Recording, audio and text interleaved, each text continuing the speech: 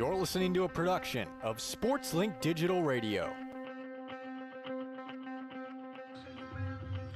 The middle match of this MAC series continues from Muncie as Ball State looks for their fourth MAC win and their second MAC series win. Eastern, on the other hand, tries to rebound from a 30-run bout versus the Cardinals yesterday. A balmy Saturday calls for baseball on Ball State SportsLink Digital Radio, presented by Victory Honda of Muncie. I'm Sam Klug, joined by Max Gillie for today's Saturday match. Max, it was crazy yesterday. Not only from the scoring, the weather was nuts. The wind was blowing hard out to right field. A little bit calmer today, but still should be an exciting match. I mean, just going off of what we saw with the weather yesterday, I mean, they reported 50-mile-an-hour winds. I can't remember the last time I've been to a sporting event in conditions like that. It kept it interesting. We saw a lot of high scoring early on, and it was a fun matchup if you enjoyed scoring. I don't expect to see as much scoring today because, man, 30 combined runs is not something you see every day.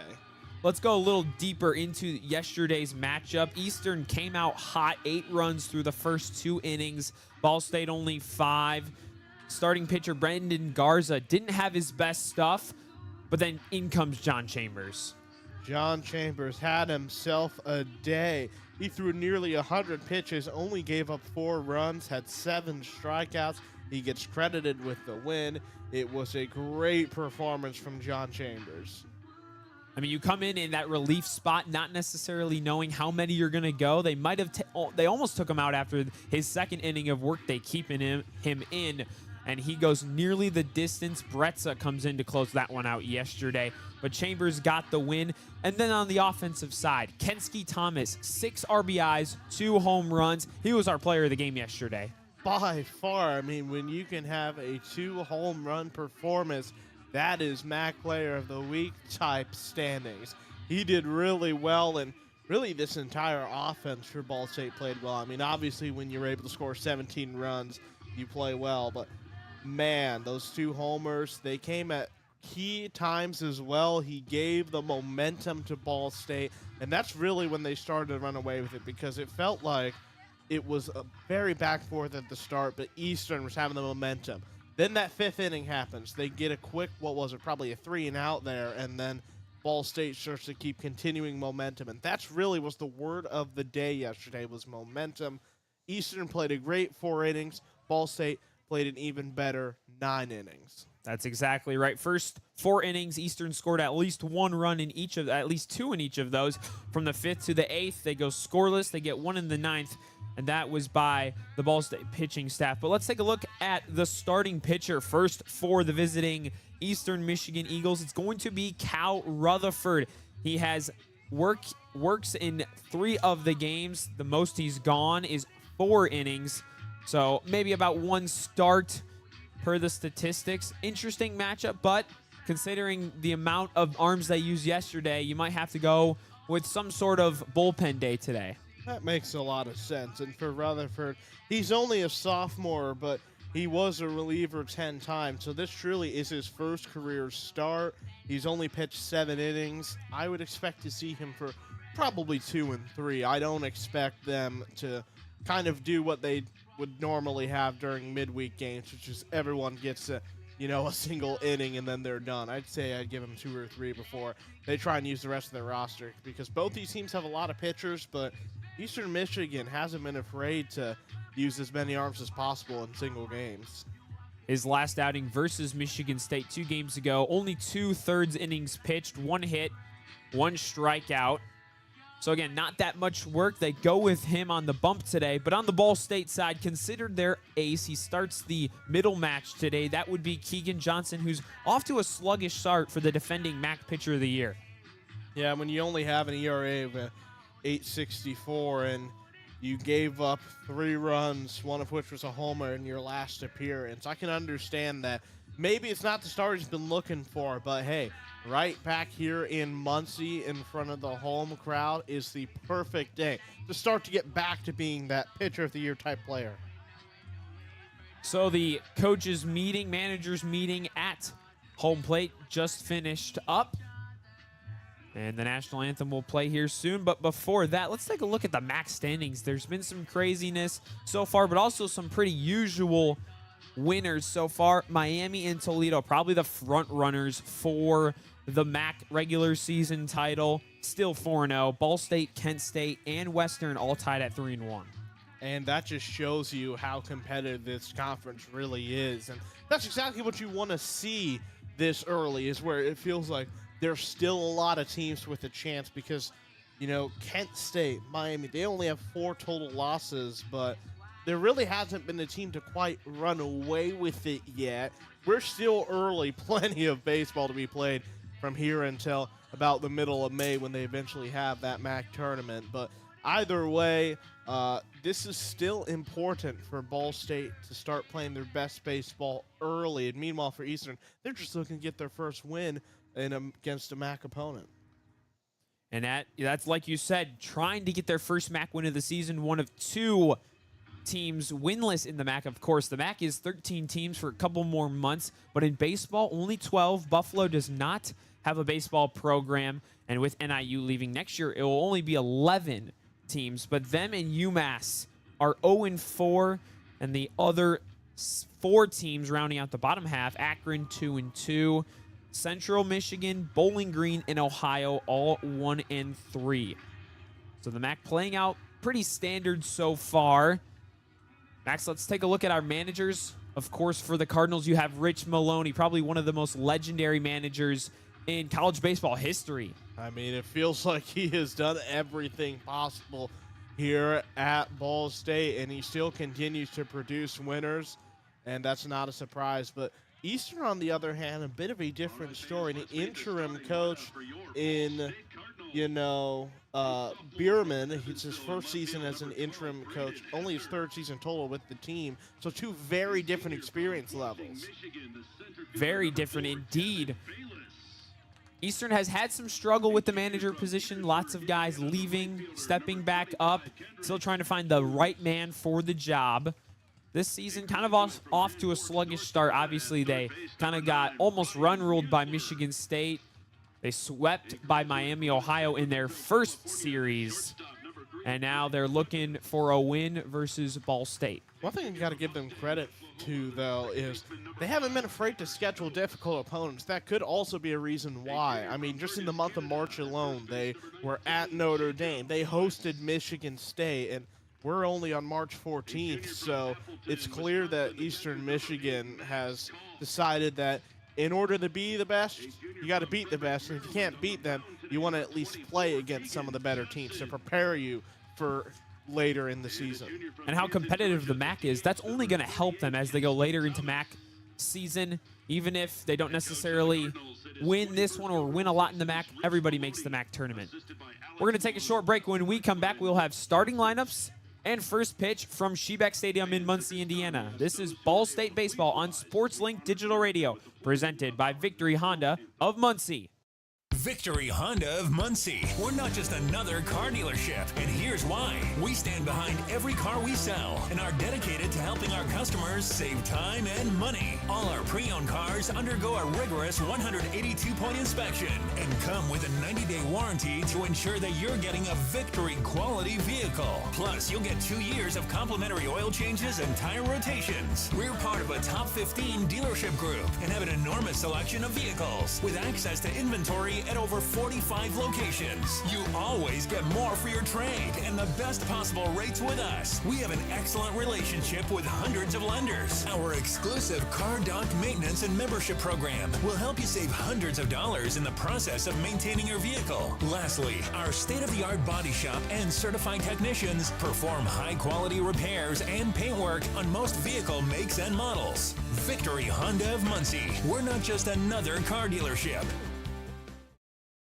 At Kroger, you never compromise. You get high quality and low prices. Like you never compromise your meal with our spring salad mix, guaranteed fresh. And you never compromise your budget with lower prices on over 1,000 items. And you never compromise your appetite with our golden brown bread that's baked fresh in store.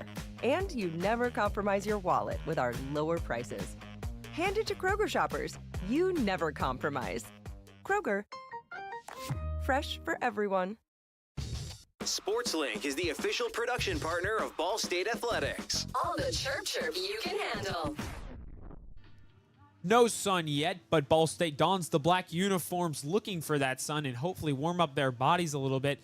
It's a cold one here on Saturday from Muncie. 38 degrees, feels like 33. Max with the assist from the Weather Channel app. That's why he's the best color in the game. But let's look at the starting lineup first for the visiting Eastern Michigan Eagles. Pretty normal and similar lineup from yesterday. Starting out, Nathan Borchard at the one spot playing catcher. Stecco at second. Left field will be Devin Zyrus. Bruce Jellison plays first. Keegan Nupp at third. Hitting sixth, Drew Jones in right field. Tristan Crane at short and in the 7-hole. At the 8th spot, it's Demir Heidelberg DHing. And rounding out the lineup, John Hale in center. What stands out to you most, Max? Well, definitely what stands out to me is when you look at what we saw yesterday when it came to run. C.J. Williams will not be starting here today. He had 3 runs. He did have to get out, so Tristan Crane has to step up there. But, I mean, Borchardt leading us off. He went 3 for 5 yesterday for Eastern, so I think that he is probably going to be the Eagle to watch. Who's going to want to set the tone, because I think Eastern, after remembering what they went through yesterday, they're going to want to start off, trying to score as much as possible early on. Borchardt, like you said, 3 for 5, had 2 RBIs, including a double. Faces a different-handed pitcher. It's a southpaw today in Keegan Johnson. Yesterday was Brendan Garza, a righty. Infield continues to warm up as we get set. Kalk will make the throw down. Coaches take their position, and number 22, Nathan Borchardt, steps up. We will start with a lefty on lefty to get us underway from Muncie. Baseball season is back at Shebeck Stadium. The 5th game here. Cardinals 3-1 at home, same record in the MAC as all their home games have been at home in the MAC. Johnson sets and fires. We're underway. First one a little high with the fastball. That was a good job from Borchardt. He read it well. No need to swing there. The 1-0. Johnson working from the stretch. Nobody on.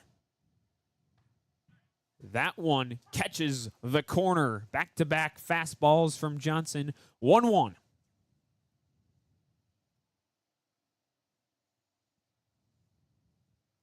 Borchardt hitting .333 on the year, 10 RBIs. That one low and in, missing. 2-1 the count.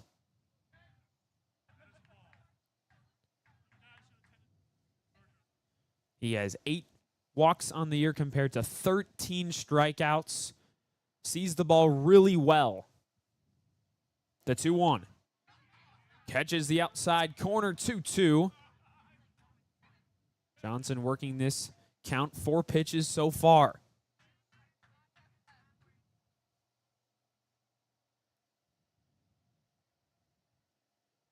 Johnson sets and bring home the 2-2. Gets away from Max Kalk as the count is now full. And I think for Johnson, he's just going to want to try to end this as quickly as possible. This is probably a slower start than he was hoping. Again, he has not had the year he's wanted so far.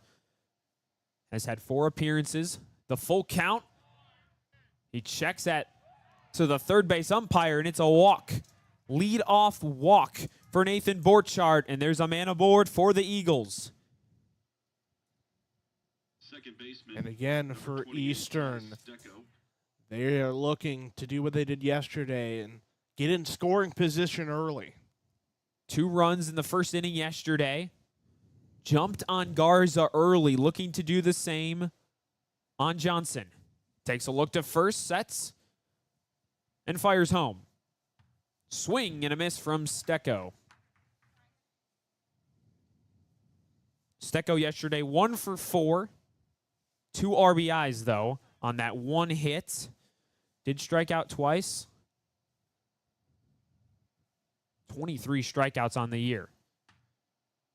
That one catches the corner for strike number 2. 0-2 count on Stecco. No wind today. It was blowing crazy yesterday. Hard out to left center. This time a slight gust toward left. The 0-2 from Johnson sent home.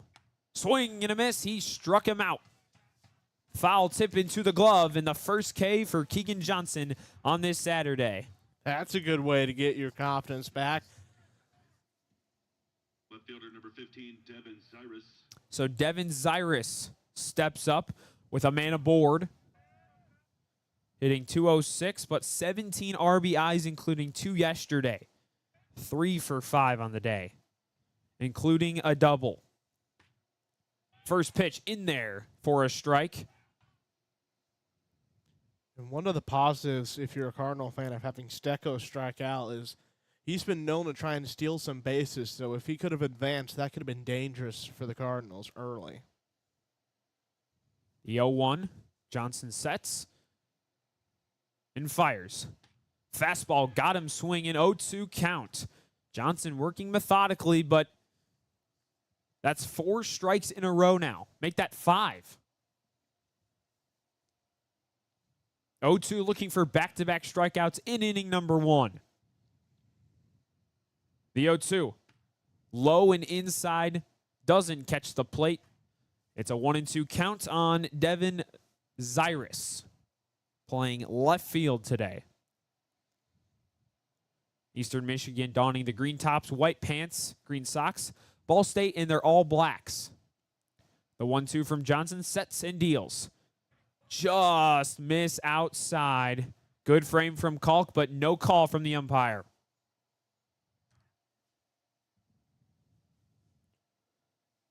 So it's a 2-2 count, 1 away in the top of the first with Borchardt on first. 2-2. Low, and the second straight count, third straight, the second of the 3 counts been worked to a full. Johnson has really struggled with these lefties because for Borchardt and Cyrus, both lefties here, and both have been full count. Full count. Johnson kicks and fires. There goes Borchardt. Strikeout. Does he throw him out? No. So they steal the base, and it's a walk. Keegan Johnson has 2 on in inning number 1. And again, that was just a good job from Eastern. It looked like it should have been 2 out probably, but just Ball State stepped behind, and now 2 runners on base. And again, the stolen bag didn't matter because it was already a walk. So 2 on. Johnson now facing a righty and Bruce Jellison. Jellison, a little rough yesterday. 1 for 4, did have an RBI, drew a walk. So 5 plate appearances. The first one in there for a strike. The 0-1 now. Fires in there, swing and a miss. Ball gets away, but everybody stays in place. Johnson in another 0-2. Will he get this out, or will this also go to a full count? He looked back. Borchardt at second last time. Borchardt with an extended lead. The second baseman, Stokes, holding him on. Now checks back to his position. Johnson fires home. That one squirts away from Kalk as well. 1-2 count.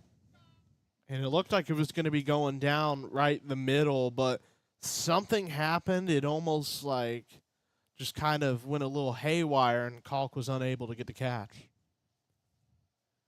Jellison awaits the 1-2. The kick and deal.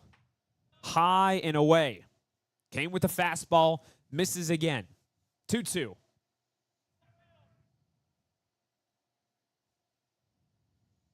Johnson started a couple of these counts 0-2, has since worked them to multiple balls. Trying to get the second out. He fires the 2-2. Popped up and behind. Kalk races towards the net. Out of reach. And we stay at even 2-2. And it's really early here, so it feels like both these teams, even though they played each other yesterday, they're still trying to kind of feel each other out here. So we're going to have to wait and see what happens this time. The 2-2 Johnson fires home. Smacked foul as well. Max, that might have headed toward my car. Not a good sight. We were having this discussion before we started this broadcast. I park extremely far away because I am willing to walk, but I know you and our compadre Rowan, you guys park about that third base line a couple rows back. Parked right next to him today, just like yesterday. Big lead from Borchardt on second. He doesn't go. It's smacked into right field. Straight into right field, caught by Sarkis. No tag, and the second out of the inning. Line out from Jellison keeps the Cardinals and the opponents at bay. And that was a great job from Sarkis. He read that perfectly. Right place, right time. Easy out for him. Not deep enough to advance the runners, so Borchardt and Zyrus remain at first and second, respectively. At the dish now, Keegan Knupp for Eastern Michigan. 1 for 5 yesterday. First pitch outside. Ball 1 on Knupp from Johnson. And Knupp really didn't do as well yesterday. I mean, only 1 for 5. Gets on base 30% of the time. The 1-0. Clips the outside corner on the fastball. Strike 1. 1-1 to Knupp, the native. Spent a year at Olentangy Orange High School in Ohio, native of Ohio. The 1-1 sent outside in the lefty batter's box. That one misses. 2-1 now on Knupp.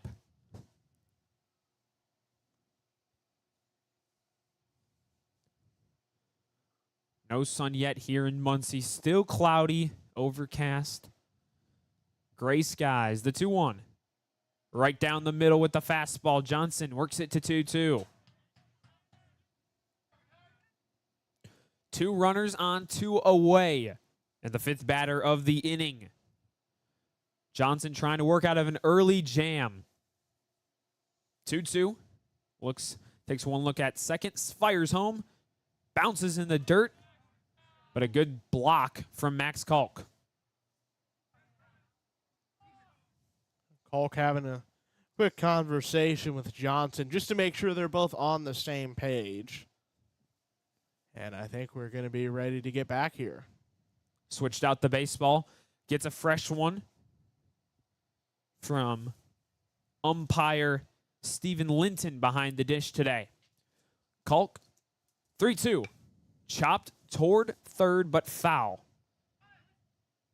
Muslar picks it up, and we'll toss that one out of play.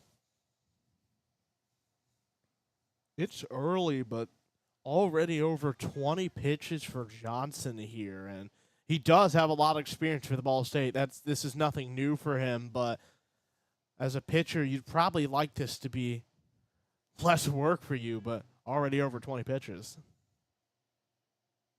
The 3-2. Shot foul down the right field line. Lifted high, but Knupp stays alive in this one. I think that one was closer to your car that time. We're going to need, I wish we had like a video live stream where we could just get the Klug Mobile cam. We're playing with danger here. The 3-2. Johnson trying to work out 2 on, 2 out. Inside, ball 4. The bases are loaded for the Eastern Michigan Eagles. And Keegan Johnson finds himself in a place all too familiar in this season. Right fielder, number 9, Drew Jones. So Drew Jones gets up to the dish next. The right fielder today, hitting only 188 and was 0 for 1 in his last appearance, which was versus Michigan State. Did not appear yesterday, and he fires the first one right back at the crowd. Jones only has one homer on the year, and I bring that up because even though the bases are loaded, he's probably not the guy Eastern would be hoping to try and at least be the one to get a couple RBI. Last at-bat was actually a hit by pitch on that fourth ball. Pitch number 2 on the way, but misses for Keegan Johnson. Little low. It's a 1-1 count on Drew Jones. And Max, it was kind of surprising yesterday that he didn't start in right field. He's a pretty normal starter for the Eagles, but not yesterday. Had the day off. 1-1 from Johnson, kick and fire. Smack towards short over the head of Griffiths. 1 run is in. The second run around third. He scores. Eastern Michigan strikes first. Well, that's a good way to get yourself on the board. Credit Borchardt and Cyrus being able to score there. And, man, for Griffiths, he's going to want to take that back. It just went right over his head. And, unfortunately, he's the reason why Eastern was able to score. So it goes 2 walks, a hit by pitch, and a single with 2 RBIs, and not the inning Keegan Johnson wants. So now it's Tristan Crane, the shortstop, fouls it into the mitt, strike number 1. Max, 2 away, and they can't get out of this 2-out jam. I want to go back to that pitch, though, from Johnson. You saw a lot of fire there. I think you can start to tell he's probably a little frustrated. Little movement on that ball. Strike 1. 2 make that strike 2. 0-2 count on Crane. So Drew Jones didn't start yesterday. Comes up with a big RBI single into left field. And he's got Eastern Michigan up 2-0 early. Swing and a miss. Strike 3. He fans Crane. And Keegan Johnson limits the damage to 2 runs. Bottom of the first coming up next. You're listening to Ball State Baseball on SL Digital Radio, presented by Victory Honda of Muncie. Hey Cardinal fans, show your pride wherever you go with the Ball State Financial Debit Card, now featuring your favorite mascot, Charlie Cardinal. It's the perfect card for students, alumni, and lifelong fans, letting you show your Cardinal spirit with every purchase you make. And with Ball State Financial, you'll get all the convenience, security, and hometown service you deserve from people who love this community as much as you do. Explore the card in your hometown credit union at fcfcu.com/chirp. Ball State Financial, your hometown credit union. Today we have 2 very special guests on our program, introducing Lem and Lime. Hello. For Starry Lemon Lime Soda. Thanks for having us. What is Starry Lemon Lime Soda? It's a crisp, clear burst of lemon lime flavor, and it's caffeine-free. Between us, one of you must be a little more important to Starry than the other. Who is it? We're both important. So it could just as easily be Starry Lime Lemon Soda. No, that doesn't sound right. Oh, I like it. So you saying hip-hop could be hop-hip? Works for me. Starry Lemon Lime Soda. Starry hits different. From the bell tower to your smartphone, anywhere in the world. Never miss Ball State Sports with SportsLink Digital. A 2-run first, top of the first inning for Eastern Michigan gives them the early advantage over Ball State. They had the bases loaded at one point, but now they will trust Rutherford of their pitching rotation to get them a clean first inning. He will face at least the 1, 2, and 3 spot in Hebner, Bayless, and Gillis.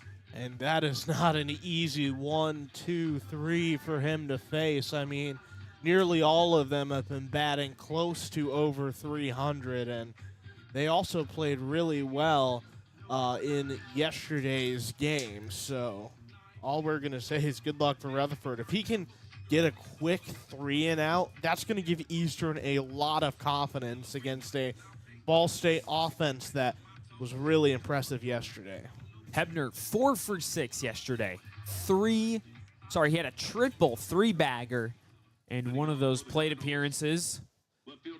He will step to the dish now, hitting .333 on the season. Only one home run and 3 RBIs. But in his limited at-bats, he's hit well.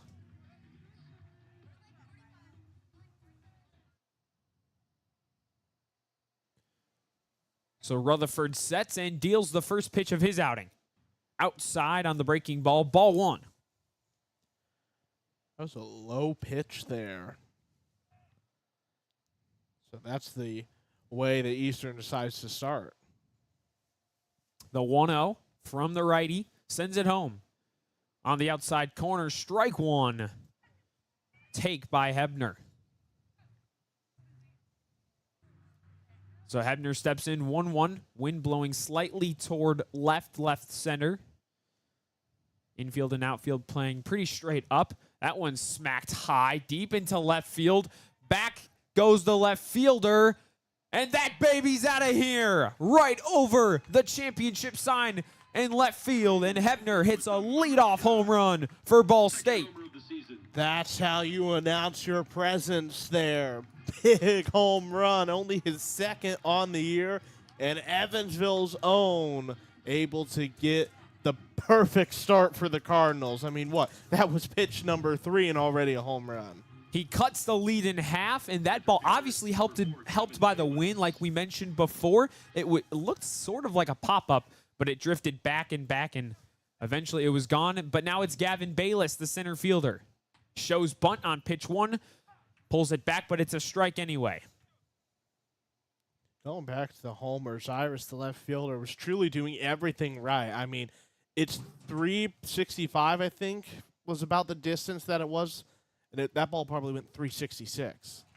Bayless takes the second pitch, and it catches the corner of the plate. An 0-2 count for the Cardinals center fielder.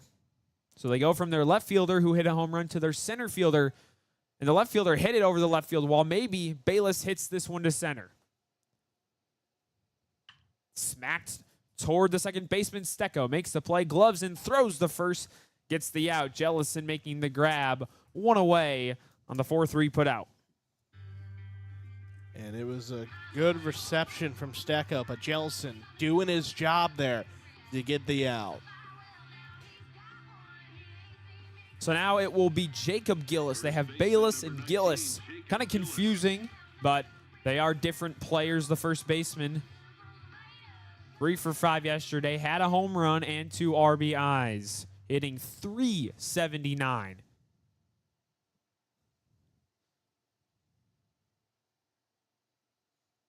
The first pitch from Rutherford is lifted foul, out of play for Jellison. Goes near the dugout of the Eastern Michigan side here on the first base side at Shebeck Stadium. Once again, Eastern Michigan donning the green tops, gray lettering, white pants, green socks. Ball State in the all black except for red lettering on their uniforms. The 0-1 from Rutherford, sent home. That one lifted in foul territory, but in play. Over, and what a catch by Nupp. He makes the play. So 2 away for the Cardinals here in the bottom half of the first inning. Third baseman, number 9, Ryan Musler. So Ryan Muslar steps up, righty on righty. 3 for 6 yesterday, including 5 RBIs and a home run. 3 of those came on a home run. He awaits the 0-0. Swing and a miss. Ball gets by Borchard, but no harm, no foul.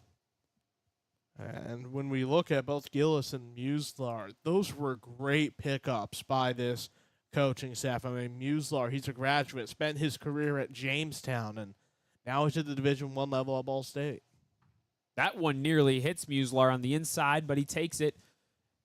1-1 count. So Rutherford gives up an early run, but now has tagged on 2 outs so far. The 1-1 from Rutherford goes from the windup and sends home. That ball lifted into left field, playable for Zyrus. He trots in and makes the grab and ends the inning. So the Cardinals get 1 off a leadoff home run from Braden Hebner. It's still 2-1 Eastern Michigan. This is Ball State Baseball on SportsLink Digital Radio, presented by Victory Honda of Muncie. Behind every strong hip and knee. Behind every strong shoulder. Good catch. Behind every strong team is our highly skilled team of experts in orthopedics. IU Health is the official healthcare and sports medicine provider of Ball State Athletics, and we're here to keep you moving. From acute injuries to chronic pain and conditions, go where the athletes go. Walk-in appointments for new injuries are available Monday through Friday from 7:30 a.m. to 4 p.m. And you can always schedule a same-day or next-day appointment and wait from the comfort of your home. Visit iuhealth.org/MuncieOrtho to learn more. Looking for flawless awards, trophies, plaques, medals, or engraved keepsakes right here in Muncie? Head to Awards Plus, your hometown expert for over 25 years. Located at 301 West Main Street, they're the area's leading trophy shop, serving the Muncie and surrounding area. Awards Plus delivers top quality with attention to detail and fast, reliable service. Open Monday through Friday, 9 to 4. Stop by or call 765-282-3511. Awards Plus, where the achievements take center stage. A proud partner of Ball State Athletics. From trivia night at Brothers and tater tots at Roots. Never miss a Ball State game with SportsLink Digital. So inning number 2 of work for Keegan Johnson after giving up 2 in the first off a RBI single out of Keegan Nupp. But now he has to face Demir Heidelberg. Did not play yesterday and is the designated hitter for these Eagles. Hitting .364, only 1 RBI, and his last appearance versus Michigan State, 0 for 3. And he's really, he's a true freshman. He's only played 6 games. This is his 3rd start of the year. So Eastern maybe trying a different strategy here to see if he can help bring them to life and eventually help them try and get their first MAC conference win. So he steps to the plate. Keegan Johnson, the lefty, sets in, fires the first pitch. Just misses on the fastball.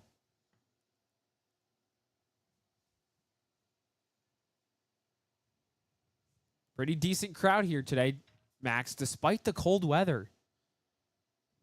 No, that's one thing to expect here is big crowd. Ground ball, Stokes grabs it, fields it, and makes the play. So the Cardinals start second inning with a clean defensive play, 1 away for Keegan Johnson and company. And before we had that base hit there, I was trying to bring up that Muncie has a core fan base, especially for baseball, so it's good to see them. They don't care if it's rain, shine, hot or cold. They'll be here no matter what. So the first pitch to John Hale misses low. 1-0 on the center fielder. Yeah, like you said, we had people here yesterday, and the flag was only almost ripping off the pole in left center. Crazy weather, and now it's just cold today. Second pitch in there for a strike, 1-1 on Hale, who last game 1 for 4, drew a walk versus the Ball State pitching staff. Last year appeared in 45 games, starting 44, so a big piece to return for Eastern Michigan. Misses outside in the third pitch. It's 2-1.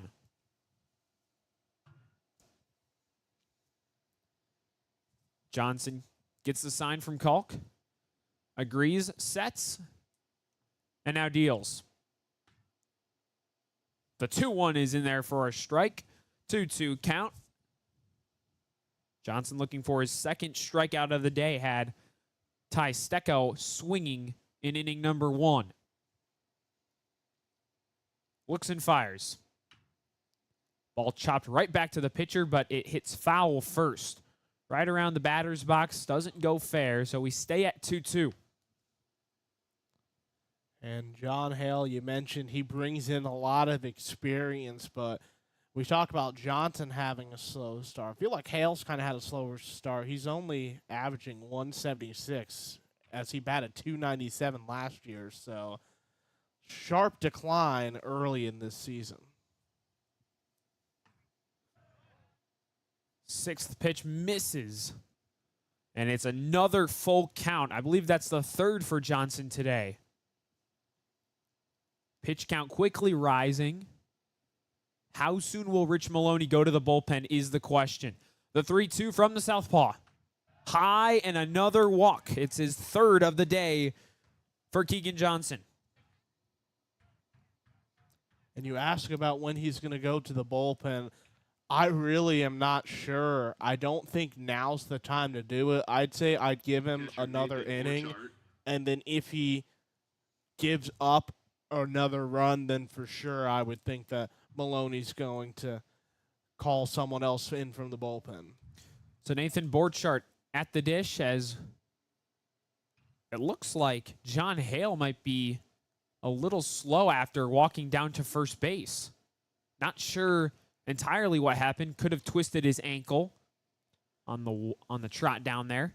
Well, if you remember, he originally had to call time earlier when there was the pitch that was about a foot away from him. He seems fine now. He's just kind of holding the ankle. We'll see what happens. He stays on the base path with the leadoff man, Nathan Borchardt. Walked last time, eventually scored a run on Johnson. First pitch in there for a strike. 0-1 count. Again, 3 walks and a hit batter for Johnson today, putting 4 runners on the base path. The 0-1 misses outside. One of the things that we keep seeing Johnson kind of glancing over at Borchardt, seeing if he's going to try and steal. That's really not been Borchardt's MO at all this season. The 1-1, and there he goes. Borchardt on the rundown. Throw from Klug, not in time. Stolen base from John Hale. And he gets it. That is his second stolen base of the season.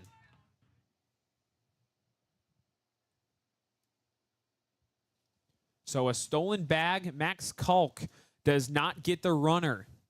Johnson checks on Hale again, taking a pretty big lead as that pitch misses, and it's 3-1. And it looks like we may have some pitchers heading out to the bullpen. Johnson sets the 3-1. Comes home. In there for a strike. He's worked it to full. So a ground out to start the inning, but a stolen base from John Hale, the center fielder, puts a runner in scoring position for Eastern Michigan. The 3-2. That one lifted into center field, playable, and grabbed by Bayless. Big second out for the Cardinals, and they now have 2 on the inning. So now up to the plate, Ty Stecco struck out his last time up. Chance for an RBI here in inning number 2. You know, Gillie, in college baseball, these guys hit around the order much more than in the majors. First pitch swinging, lifts it into right field. Over for Sark, who slips, but he grabs it. Great adjustment mid-play. And the Cardinals strand 1 for the Eagles. They keep it clean in inning number 2. You're listening to Ball State Baseball on SportsLink Digital Radio, presented by Victory Honda of Muncie. Looking for flawless awards, trophies, plaques, medals, or engraved keepsakes right here in Muncie? Head to Awards Plus, your hometown expert for over 25 years. Located at 301 West Main Street, they're the area's leading trophy shop, serving the Muncie and surrounding area. Awards Plus delivers top quality with attention to detail and fast, reliable service. Open Monday through Friday, 9 to 4. Stop by or call 765-282-3511. Awards Plus, where the achievements take center stage. A proud partner of Ball State Athletics. Sometimes it's not the moment. It's the moment before the moment. The moment you make a choice. The moment you take control. The moment only you can own. Gainbridge lets you invest on your terms. So you're not only in charge of this moment, but all the moments to come. Start investing now.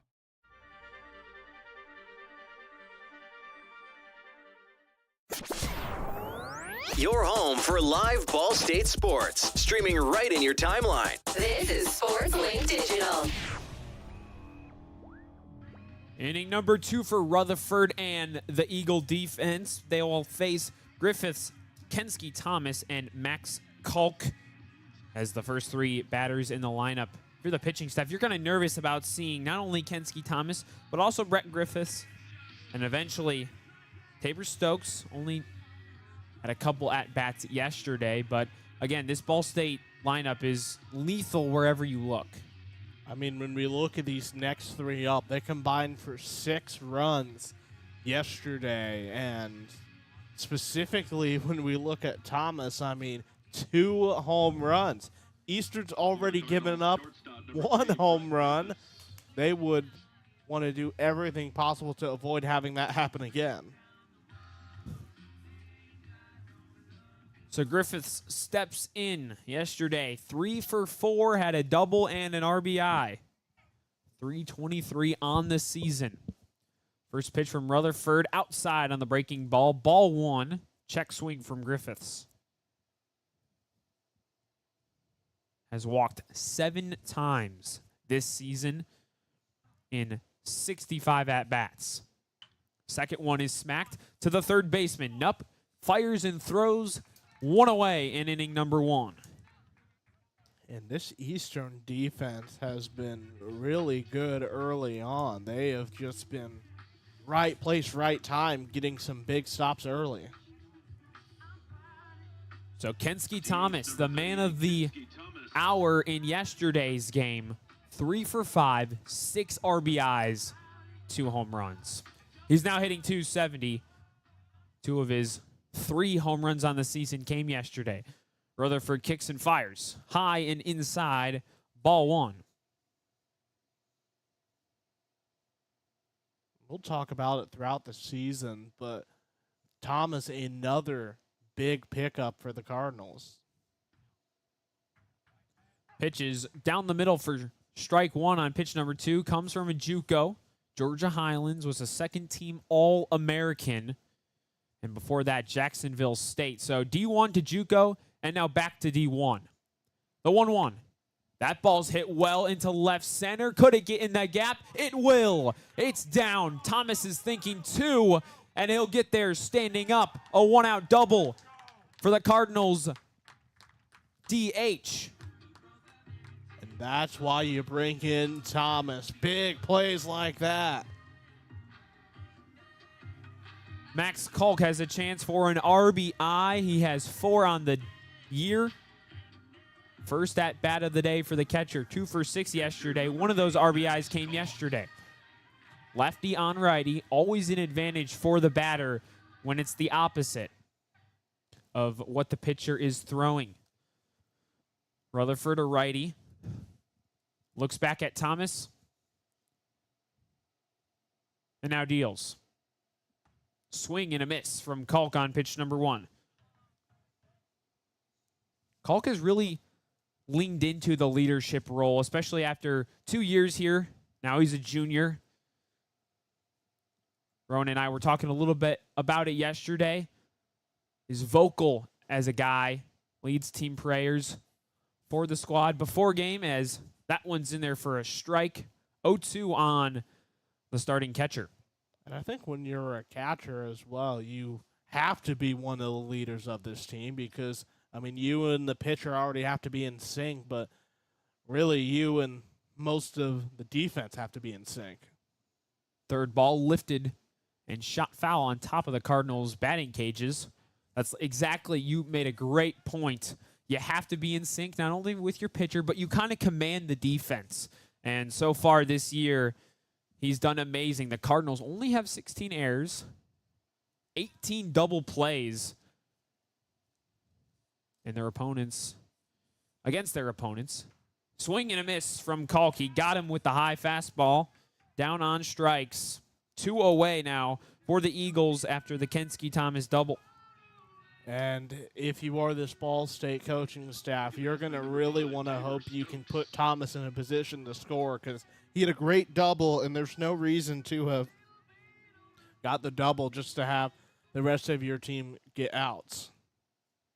So Thomas, who's a speedy player, takes a 2-stride lead on second base as Tabor Stokes, the second baseman, is at the dish. High and inside on pitch 1. Stokes did not play yesterday.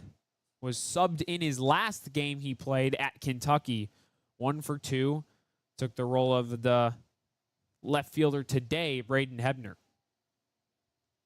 So the 1-0. Cal Rutherford sends the second pitch home. Just clips the corner. Strike 1. And Stokes is another player. Yes, he's a junior coming from the community college level, but this is only game 10 of the year for him, so he hasn't had nearly as much experience with the Cardinals, so we'll see if he can end up proving that he needs to be a starter here. Ball fired straight back into the net, almost at us, but luckily protective netting keeps us safe. We got the netting, we got the window. I think if they could hear anything I say, I think we're going to be okay. We also got heat in this booth, Max, which is probably the best of all the features today. So it's 1-2 on Stokes. Rutherford sets, fires. High, and a good take from Stokes. He's worked it to 2-2.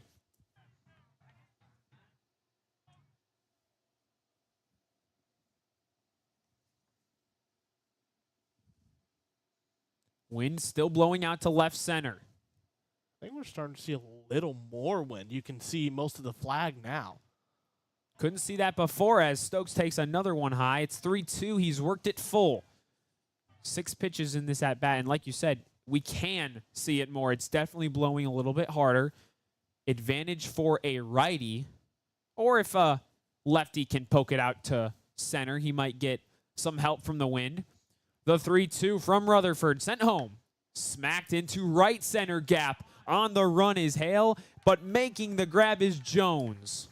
The defense working together leaves a man stranded for Ball State. And through 2, it's Eastern Michigan 2, Ball State 1. This is Ball State Baseball on SportsLink Digital Radio. Victory Honda of Muncie. We're not just another car dealership, and here's why. We stand behind every car we sell and are dedicated to helping our customers save time and money. All our pre-owned cars undergo a rigorous 182-point inspection and come with a 90-day warranty to ensure that you're getting a Victory quality vehicle. Plus, you'll get 2 years of complimentary oil changes and tire rotations. We're part of a top 15 dealership group and have an enormous selection of vehicles with access to inventory at over 45 locations. You always get more for your trade and the best possible rates with us. We have an excellent relationship with hundreds of lenders. Our exclusive car dock maintenance and membership program will help you save hundreds of dollars in the process of maintaining your vehicle. Lastly, our state-of-the-art body shop and certified technicians perform high-quality repairs and paintwork on most vehicle makes and models. Victory Honda of Muncie. We're not just another car dealership. At Kroger, you never compromise. You get high quality and low prices. Like you never compromise your meal with our spring salad mix, guaranteed fresh. And you never compromise your budget with lower prices on over 1,000 items. And you never compromise your appetite with our golden brown bread that's baked fresh in store. And you never compromise your wallet with our lower prices. Hand it to Kroger shoppers. You never compromise. Kroger. Fresh for everyone. SportsLink is the official production partner of Ball State Athletics. All the chirp you can handle. Top of the 3rd, and first at bat is Devin Zyrus, one of the 2 runs for Eastern so far today. Keegan Johnson takes the mound for his 3rd inning of work here on Saturday, March 14th. And already heading into the 3rd, 52 pitches for Johnson. Speaking of March 14th, Max, it's Pi Day. It is Pi Day. First pitch, grounded toward first, grabbed by Gillis. He will take it himself, and there's one away in the 3rd. So this gives the easy layup for every single broadcast probably happening today. Do you have a favorite pie? You know, I've heard a lot of people say they don't like pumpkin, but I am a massive pumpkin pie supporter. Thanksgiving, I mean, there's a bunch of good food at Thanksgiving. Pumpkin pie is just, it's the perfect dessert for a big meal. What about you, Max? I'm not a big pie guy, which is something I know you can't really say on Pie Day. First pitch misses. 1-0 to Bruce Jellison, the first baseman. But if I ever was going to get pies back in the day, it would have had to be from Gray Brothers down in Mooresville. That's an if you know type establishment. Little niche reference right there. Second one misses and gets away from Max Kulk. 2-0 on Jellison, who lined out to the right fielder last time up. Inning number 3, Eastern Michigan, a 1-run lead, 2-1 on Ball State. And this game is moving a lot faster than yesterday. The first 2 innings took an hour and 15 minutes yesterday. Johnson fires. That one low as well. It's 3-0 on Bruce Jellison. That also probably happens when you have, a second inning that for Eastern alone, they had 6 runs. So I'm not at all surprised to see how long it was taking early on. Not a pitcher's day yesterday. That one misses, and it's 4 straight balls for Keegan Johnson. And Jellison has a 1-out walk. And I'm interested to see what we can see this next time from Nupp, as Kalk is having the conversation there with Johnson, because Nupp ended up getting hit by pitch before being able to advance to second. And there is some action in the Ball State bullpen. We're unable to make out the numbers from our location here in the press box at Shebeck Stadium, but that's something to keep an eye on. It's only inning number 3, and the defending MAC pitcher of the year is struggling through the 3rd inning. So now it's Keegan Nupp. Like you said, walked or hit by pitch last time. Qualifies as almost a walk, taking first base without having to do much. Jellison on first, takes a big lead and heads back. First pitch misses. That is 5 straight balls now from Keegan Johnson.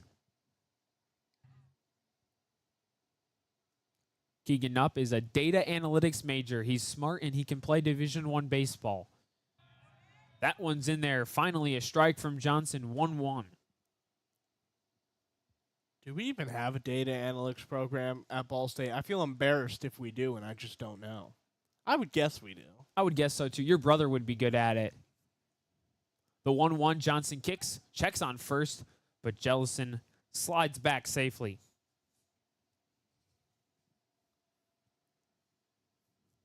One ball, 1 strike, and 1 out here in the top of the 3rd. Johnson sets and deals. In there for strike 2. Caught the inside on Jellison, a righty. Make that Nupp. Last game, 1 for 5. Today, second plate appearance, but this could be his first at-bat. The 1-2. Sent home. In there, got him looking. Keegan Nupp unhappy with that one, but the third strikeout for Keegan Johnson. And it's been a while since we've had a strikeout. Last time was when Crane struck out there in the first. So Johnson's going to be really happy there. And already 2 out.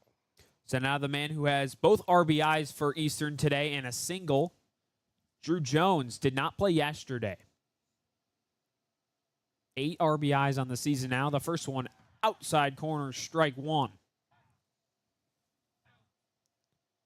Was ranked as the 6th best shortstop in the state of Ohio, and then took his talents to the rival state of Michigan. Went to Ohio State originally. Another check on Jellison, but he slides back safely. Don't want him to steal and get into scoring position with a dangerous man at the dish. Was named to the preseason All-MAC squad.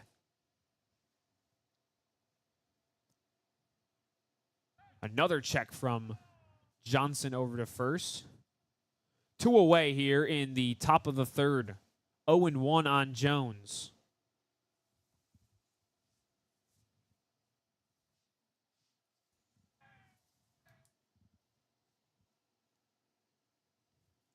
Johnson, long pause, now fires home. Smacked, but foul. That one shot right down the left field line. One thing about Johnson now is he really isn't throwing quick pitches, and what I mean by that is he's been using most of the time, it feels like, of the pitching clock. So he isn't trying to force anything. The 0-2 delivered. High and away, good take from Jones.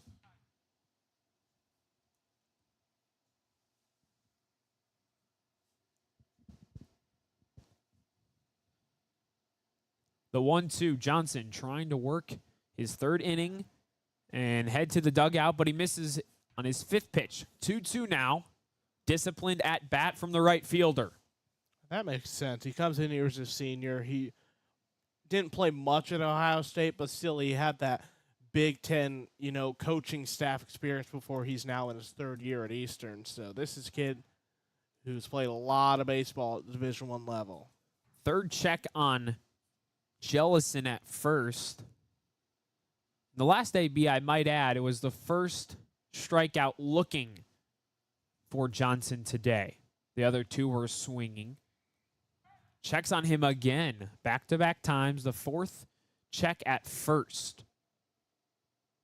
They really do not want Jellison to steal, and with 2 strikes, he may.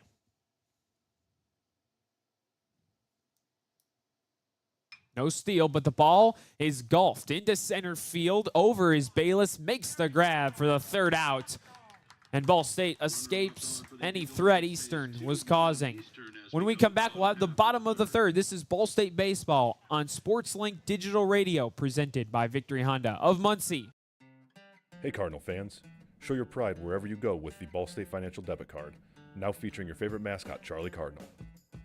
It's the perfect card for students, alumni, and lifelong fans, letting you show your Cardinal spirit with every purchase you make. And with Ball State Financial, you'll get all the convenience, security, and hometown service you deserve from people who love this community as much as you do. Explore the card in your hometown credit union at fcfcu.com/chirp. Ball State Financial, your hometown credit union. Today we have 2 very special guests on our program, introducing Lem and Lime. Hello. For Starry Lemon Lime Soda. Thanks for having us. What is Starry Lemon Lime Soda? It's a crisp, clear burst of lemon lime flavor, and it's caffeine-free. Between us, one of you must be a little more important to Starry than the other. Who is it? We're both important. So it could just as easily be Starry Lime Lemon Soda. No, that doesn't sound right. Oh, I like it. So you saying hip-hop could be hop-hip? Works for me. Starry Lemon Lime Soda. Starry hits different. Ranked #1 in the nation by the Broadcast Education Association. This is Ball State SportsLink with SportsLink Digital Radio. Thank you, Rowan, for bringing us back to Shebeck Stadium. And if folks you don't know, Rowan's currently on the Wolf Boom radio call for WMUN Muncie with our good friend Mark Forrester. Max, you had the honor of working with Mark for a couple of high school games. Yeah, I've been working with him, worked with Kurt Darling as well in that whole Wolf Boom sports department during both volleyball for one game and then basketball season as well. And they're always great people to work with, and it's a wonderful partnership that's being put together between Wolf Boom and Ball State. We can get into that later, but I know there's a big weekly Inside Ball State baseball show that's going to be coming up in a couple of weeks, I think. Rather, probably the end of next week. I believe you're right. So Syracuse is up at the dish. And just to wrap what you were saying, Indiana high school basketball. There's nothing like it. First at bat for Syracuse. He's the last man to hit for Ball State. They are yet to get through their order until his at bat finishes. First one misses, 1-0. As Rutherford begins his third inning of work. The 1-0. In there for a strike. Syracuse takes that one low. 1-1. 0 for 4 yesterday with a strikeout. Did have a stolen base. But not the day he wanted at the plate. The 1-1. Hit high but foul.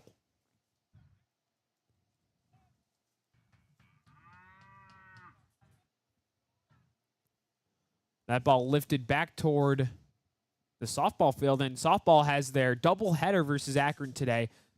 The game did not go their way yesterday, but it is today. Yeah, today they're up 2-0, and Ella Whitney is the pitcher for that one. She's been doing very well. She was a big pickup for Ball State on the softball side of things, but I know here on the baseball side of things, we've talked about all day, plenty of big pickups for the Cardinals. So it's 2-2. High and outside. Syracuse lays off. I was looking up Syracuse. He's from Petersburg, Indiana. That's near Jasper. And, I thought I knew most of Indiana, but first time I've ever heard of Petersburg. Small town kid pops it foul. Chasing is nup, but it's out of play and too far. Max, they don't have too high of a wall over there on the left field foul side. Would it count if a player hopped over that and made the catch on the concrete? I think so. I think it's just like if you dive into the stands at like an MLB game. It's funny you don't see that more often because, again, not that high. Or if they went and opened the gate, that would be quite the sight. Well, you don't see it much in MLB now because there's the entire fence everywhere, which is a good thing, but it does prevent something like that. The 3-2 inside misses, and it gets away from Borchardt. But it's only one bag for Syracuse, who starts the inning off with a leadoff walk. This is going to send Hebner, who last time we saw him, I don't want to steal the thunder from you too much, but he had a home run just by the third pitch. Is it Max Gillie calling another home run from Hebner? He has a man aboard and one homer on the season. First pitch, outside corner, strike one.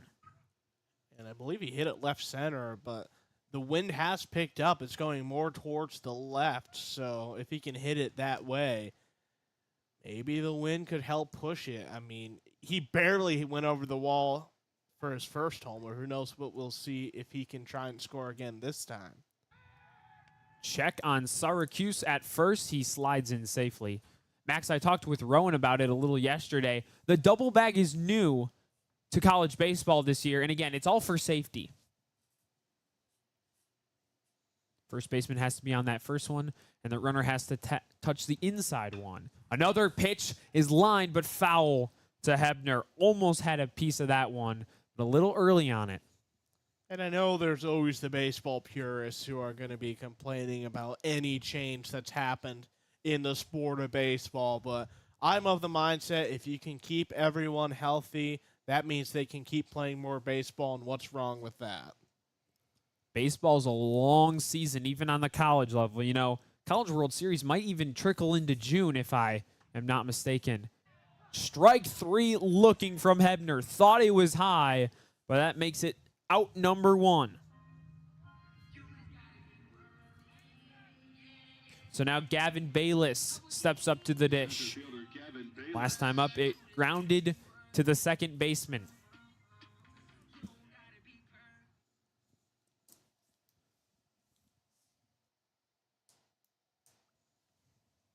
Center fielder waits for Rutherford's first pitch. There goes Syracuse. It's chopped back to the mound. Throw from Rutherford to first, and he gets him. Syracuse tries to take third, and he's there.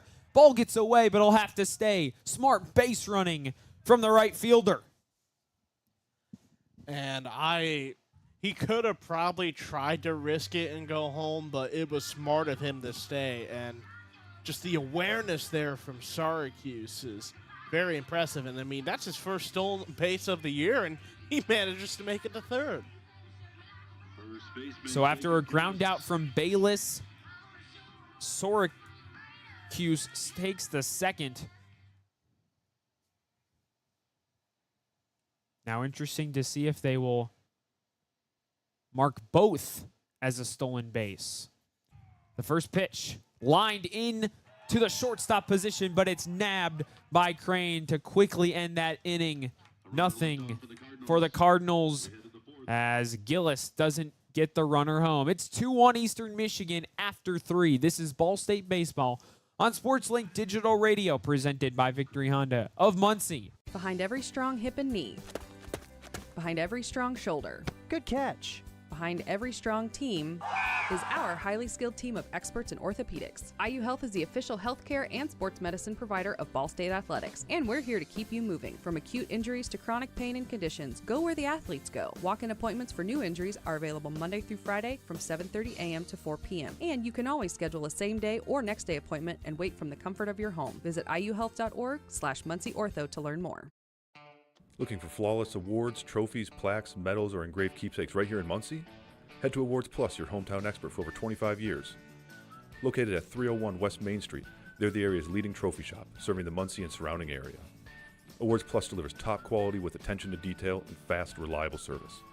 Open Monday through Friday, 9 to 4. Stop by or call 765-282-3511. Awards Plus, where the achievements take center stage. A proud partner of Ball State Athletics. You're listening to SportsLink Digital, presented by Victory Honda of Muncie. Your home for live Ball State sports. So Keegan Johnson, after 2 in the first, has thrown 2 scoreless innings. It's 2-1 Eastern Michigan, top of the 4th inning. And since then, he has put 2 runners on, and they were both walks. So no hits since the first inning. Only 1 hit on the day. So you look at the scoreboard, oh, he had 2 in the first, but only 1 hit for Johnson. And truly, the only reason really why that scoring was happening was just because, you know, we were able to see Nupp end up being hit by the pitch, and that started to advance some of his teammates. So, again, even though Johnson, technically Ball State's given up 2 runs, it's not like he's played terrible today. Far from it. So the man who ended Ball State's attempt to tie the game is Tristan Crane, the shortstop, takes ball 1 high and away. Played this last summer in the Northwoods League with the Royal Oaks Leprechauns with Devin Zyrus. So teammates playing in the NWL. Second pitch was in there for a strike, 1-1. Crane awaits the third pitch from Johnson. Ball lifted into the gap in left center field, and it will get down and to the wall. Crane thinks about second. They struggle. Hebner throws it in, and it's a stand-up leadoff double for the shortstop, Tristan Crane. Well, that's certainly a good way to announce your presence here. Man, that is, I can't think of probably one of the better ways to start top of the 4th by immediately having a big impact. Struck out his last time up and now comes up in a huge way. Demir Heidelberg grounded out his last time up to the second baseman. So there's a man in scoring position held on by the shortstop Griffiths. Johnson takes one look and fires home. High and outside for ball 1 on the fastball. We mentioned that Heidelberg's a true freshman, one of the younger guys on the team, but this is his 3rd start of the year, and he's getting quality minutes as a freshman, which has to be helpful towards his future. Second pitch in there for a strike, 89 on the gun from Johnson. It's 1-1 to the number 8 hitter and designated hitter. One look, second baseman tries to get Johnson to go, but no, that one fouled back over the heads of the Eastern Michigan reserves in the dugout. So now it's 1-2 on Demir Heidelberg. 364 BA coming into today. The 1-2. Lifted into center field. Bayless sets his feet and grabs that one. A tag initially from Crane, but he doesn't go, and a stout defensive play from Ball State. And that's just Bayless once again making the big grab there at center field. And Cardinal fans are definitely happy with the outfield's performance. They've made some big stops. Yeah, speaking of Bayless, he's caught 3 balls now out in center field. And again, not as windy as yesterday, but he does have to deal with some of the wind. So now John Hale, last time up, walked and stole second. First pitch in for Steve Reich. 0-1 with 1 put away and a man on second for Keegan Johnson. Johnson working from the stretch. Deals the 0-1. Low and away, 1-1 on the number 9 hole hitter.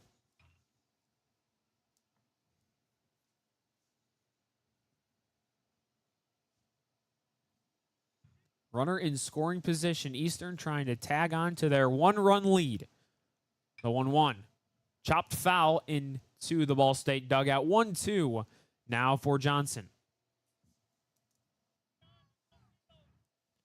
And I'm really interested to see what Hale can do here because, like you mentioned, he stole second earlier.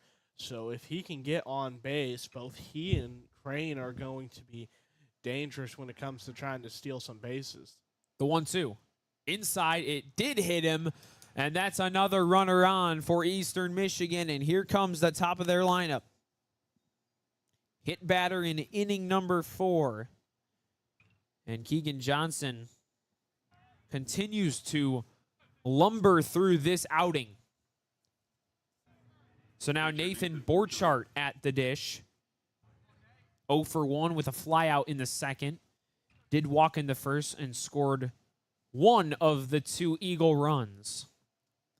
The first pitch with 2 men on. In there for a strike on Borchardt.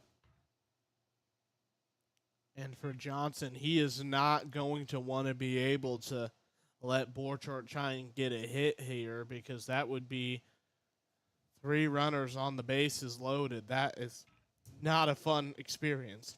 Had it once already in inning number 1, and he's 0-2 on Borchardt now. And we mentioned he had that in the inning 1, and that's eventually how we were able to see some scoring. Borchardt, 10 RBIs on the year, I should say. Awaits the 0-2 from the lefty, and he kicks and deals. Ball lifted into shallow center field. Could be an infield fly rule, and it's taken care of by Griffiths. 2 away, and a pop out to the shortstop. And you could just tell in Griffith's eyes that he was going to be the one to get that ball there, and there's no question that shortstop, right place, right time. Ty Stecco at the dish, 0 for 2 with a strikeout and a flyout to the right fielder, Syracuse. Ball smacked right up the middle and through. Here comes Crane around third, and he's standing up at home. RBI for Ty Stecco. Eastern leads 3-1. Oh, that was a great job there from Stecco. I mean, it's a blink and you miss it, as that will be the end of Johnson's day. So Keegan Johnson will be sent to the dugout. After 3 2/3, he gives up 3 runs. And make that only 3 hits. Make that 3 hits, Max. 3 hits, 3 runs. As Owen Quinn will be the one to come in. We're going to take a short break. This is Ball State Baseball on SportsLink Digital Radio, presented by Victory Honda of Muncie. Sometimes it's not the moment. It's the moment before the moment. The moment you make a choice. The moment you take control. The moment only you can own. Gainbridge lets you invest on your terms. So you're not only in charge of this moment, but all the moments to come. Start investing now.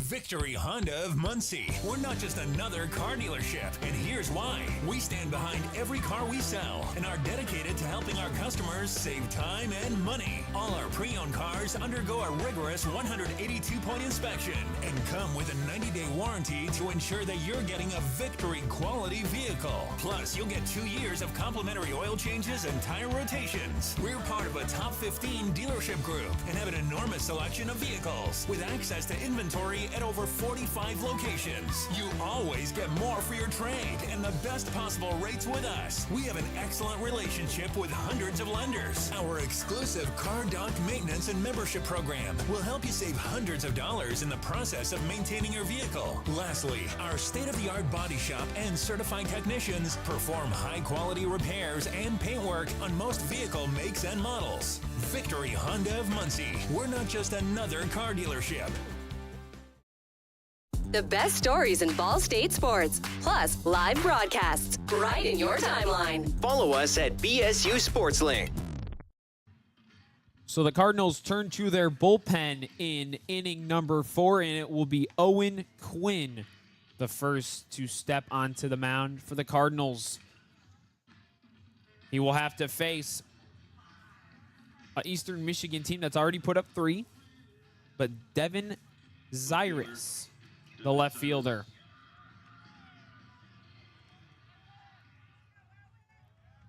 Quinn, one of the standard pieces out of the bullpen, only a 1.98 ERA, 132 WHIP, 5 appearances, and 13 2/3 innings pitched. First one misses low. He has 1 out to get. Quinn's pitched 13 innings, but I mean, he's only given up 4 runs, so I don't know how long the Cardinals plan to keep him in. I don't doubt he would play for the remainder of this game because that's not really been what he's needed to do this season. But either way, it was a good choice to put him in because he's a guy who really doesn't give up much scoring. Big lead for Stecco at first. That ball popped foul, but out of play. So there's 2 strikes, 1 ball on Zyrus, the summer teammate of Hale. He said he was a leprechaun, right? That was the mascot? Royal Oak Leprechauns, that's right. Not sure if I'll be able to see them this summer with Green Bay. 4th pitch, chop foul, stays at 1-2. Zyrus, MAC Player of the Week on March 3rd last season, so we passed the 1-year anniversary of him winning that award. He's 4th in the MAC this season in home runs and 11th in RBIs. 6 home runs already. He has scored a run today. Awaits the 1-2. Ball, another one lifted foul. 2 down the left field line, 1 down the right field line. Staying alive in inning 4. One thing Eastern Michigan has done is they have had to work the count a lot here today. There haven't been many quick, strikeouts from this Ball State pitching staff. So the majority of the time it feels like it gets close to a full count. That one just misses for a backward K chance. So it's 2-2 with 2 away and 2 on. And a 2-run lead for Eastern. Quinn checks his wrist for the pitch call. Looks back Hale, but that one's blasted. Shallow right field. Coming on is Syracuse, and he will make the grab after a long run. High lifted ball, but the Cardinals escape a 2-runner jam.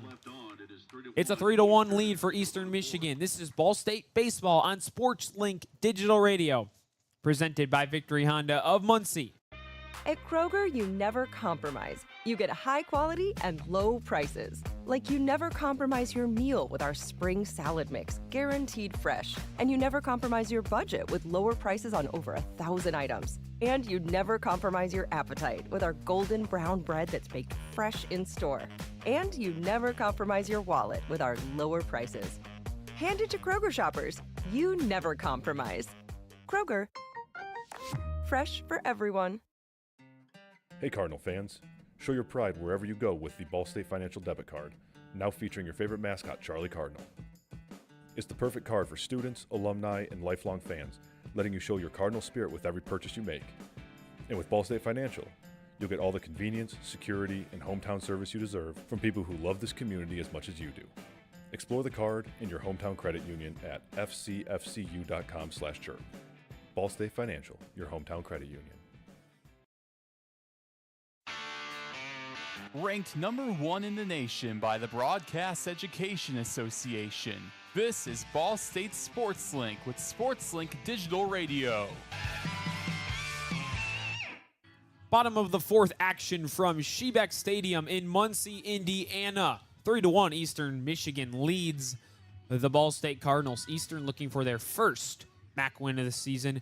Well, Max, what needs to happen in order for this offense to wake up and get some runs? Well, I think for the offense to for sure wake up, they're going to just need to try and get on base. I mean, it seems simpler, but they've only had 2 hits really today, and for the most part, there's been a lot of pop flies that have been immediately received. And they don't even hit that far enough to get to, like, the, backfield. It's always been some of those just short hits that either get grounded out or popped up to shortstop and quickly thrown out. So, I mean, when we look at what we've seen just offensively from Ball State, there really haven't been that many opportunities for them to try and score. First one to Muslar, missed. It's 1-0. Rutherford working in his fourth inning of action. Breaking ball got him on a strike. It's 1-1. Muslar today flew out to the left fielder in inning number 1. High and outside, he works the count 2-1. One thing about Rutherford as well is he's thrown about half of the pitches that Johnson had previously thrown. So it's been very quick trips to the plate for Ball State. 2-1 misses low. It's 31 and a hitter's count for Ryan Muslar and the Cardinals. No runs for Ball State since the first inning, and the run last inning for Eastern was the first run for any team since the first inning. The 3-1's high and inside, and it's a leadoff walk for Ball State. Muslar reaches base for the first time today.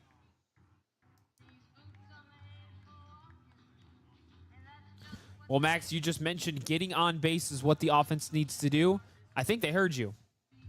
I'm glad that they heard me then and they haven't heard me say anything that they may not be fans of. I don't think we've done anything wrong quite yet, but you never know. There's still chances. So the number 5 hitter, Brett Griffiths, will come to the dish as manager Bierman heads out. And it could be the end of the line for Cal Rutherford. I'd be really surprised because it's not like Rutherford has really done anything wrong. I mean, he's only given up the single run. And it was the first batter of the game. And, I mean, yes, he's had only 2 strikeouts. But, I mean, when we look at it's been just the rest of the defense that's played really well. So, right now, for now, Rutherford's staying in. So Rutherford will stay in after a quick meeting with his infield and manager. Could be the pitching coach. Can't quite tell from up here. But again, only 2 walks, 2 strikeouts, 2 hits. Solid day so far for Cal Rutherford and the Eastern Michigan defense. 0-0 shows bunt, and it's in there despite the pull from Brett Griffiths. We do have, it looks like, 3 Eastern Michigan Eagles in the bullpen. So I don't think we're going to see much more from Rutherford, but it's not like he's being probably subbed out for anything wrong. I think he'll finish the inning and then be done after 4. Checks back on Muslar, but he slides in safely. Or we could be completely wrong. That's the fun part of this. I can be like, oh, I'm for sure that he's done after this, and they try and keep him in for the full game. You just never know. The 0-1 to Griffiths. Comes home. Lifted up, but behind us and foul.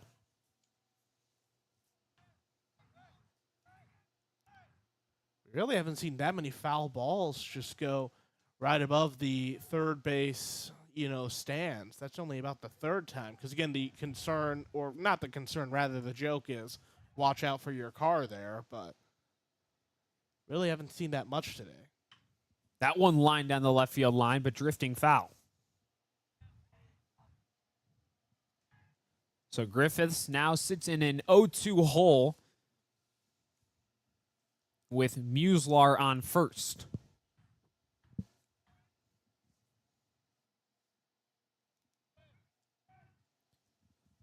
Rutherford sets, now fires the 0-2. Slashed down the right field line this time, but also foul. I was wondering this yesterday because I showed up after class at about the bottom of the 4th, so about now, and I noticed that there's a Ball State van just parked there right behind the dugout. I've always wondered, why would you park a car there? you're just asking for it to be hit. It's just like when you're at the golf course and you're trying to hit the, car that picks up the balls. That ball lifted into center field, playable for Hale. He comes in and makes the first out of the inning. So Griffiths retired on a fly ball that he just missed. One away, and now the man who has done so much these last two games, Kensky Thomas. 6 RBIs last game.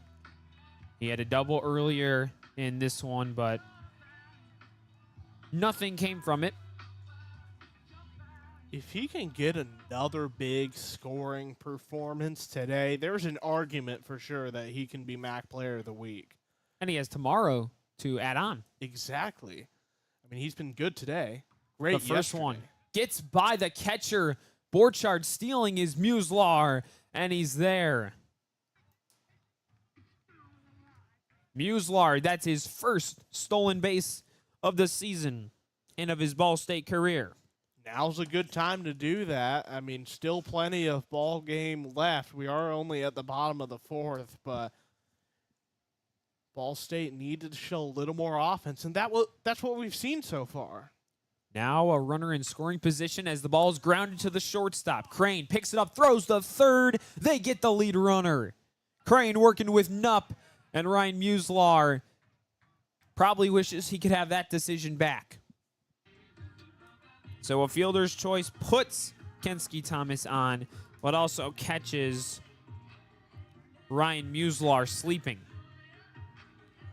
I can understand maybe why he wanted to run there, but honestly, he should have probably just stayed put.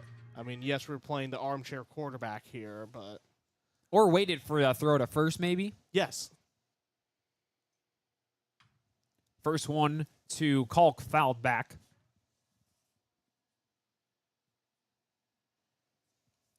0-1 on the catcher. Struck out in inning number 2. 3-1 Eastern Michigan leads this one in the bottom of the 4th after a stout day so far from Cal Rutherford.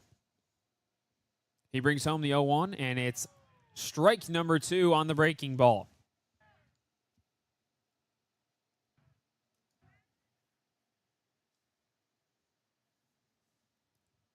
Four RBIs this season for Max Kalk. 2 for 6 yesterday. One of those 4 RBIs in that game. He shoots this one back over our heads.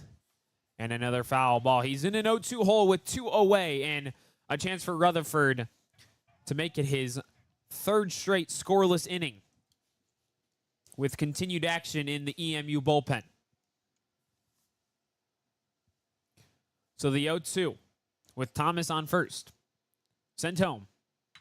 Ball lined into center. Will it get down? It does. Right in front of Hale. Thomas wants 3. He's going. Cutoff man too late. Kensky Thomas is a speedster, and he has 3rd. 9 times out of 10, I would say, what are you doing? Why would you try and run to 3rd there? You should have stayed. But Kensky Thomas, he is built different. Big time play here, and that's a scary position for Eastern to have him in scoring position. So Tabor Stokes has a chance with a man in scoring position, and Kalk on first.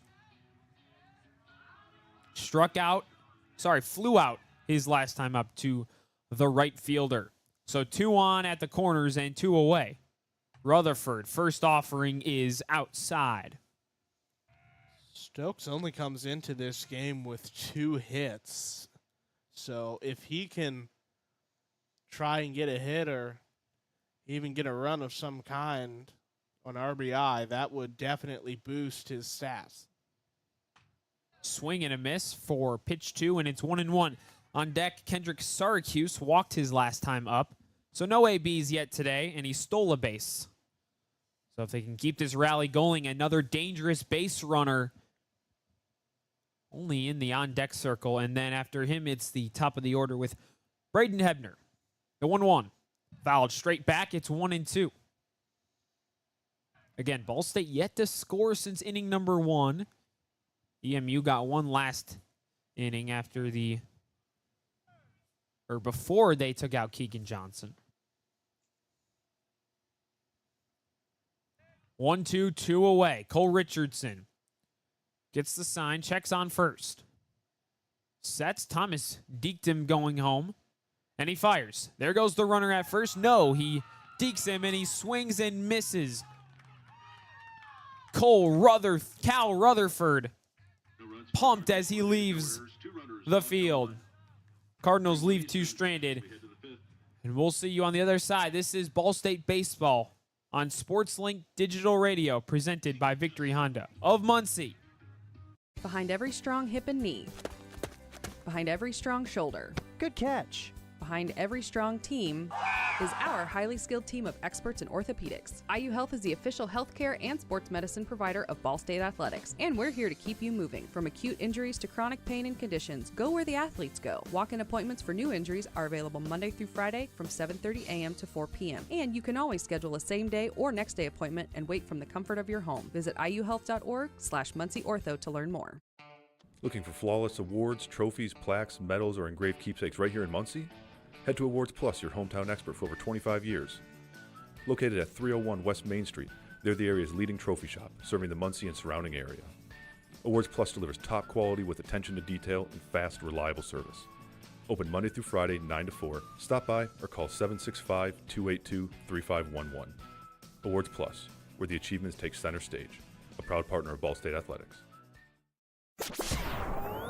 Your home for live Ball State sports, streaming right in your timeline. This is SportsLink Digital.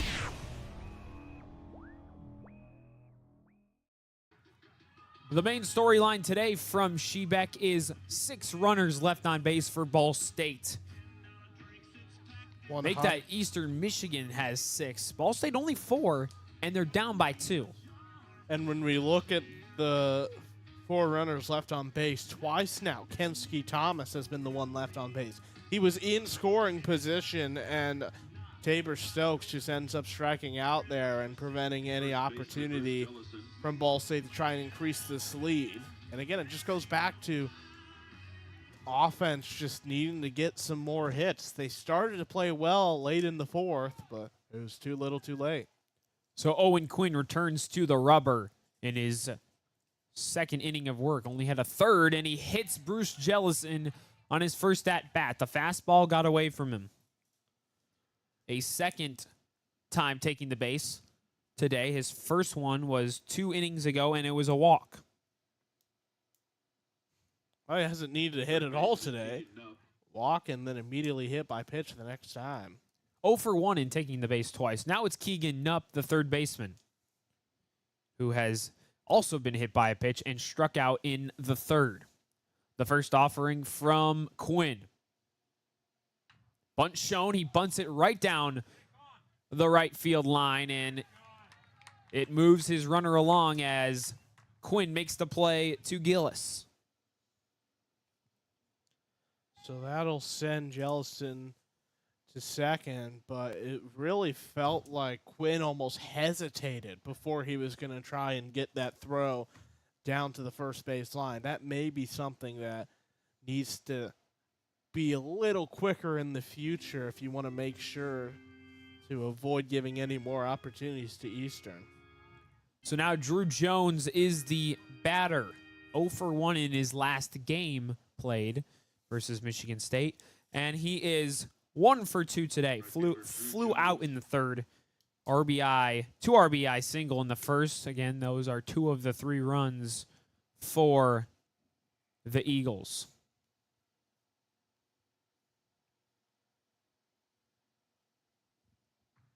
Quinn. First offering is swung on and missed.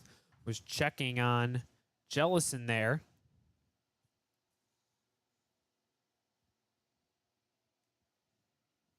Again, Jones, a transfer from Ohio State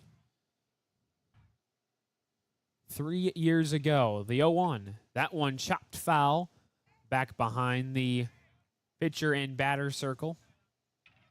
0-2, 1 away for Owen Quinn and company. Man on second is Bruce Jellison.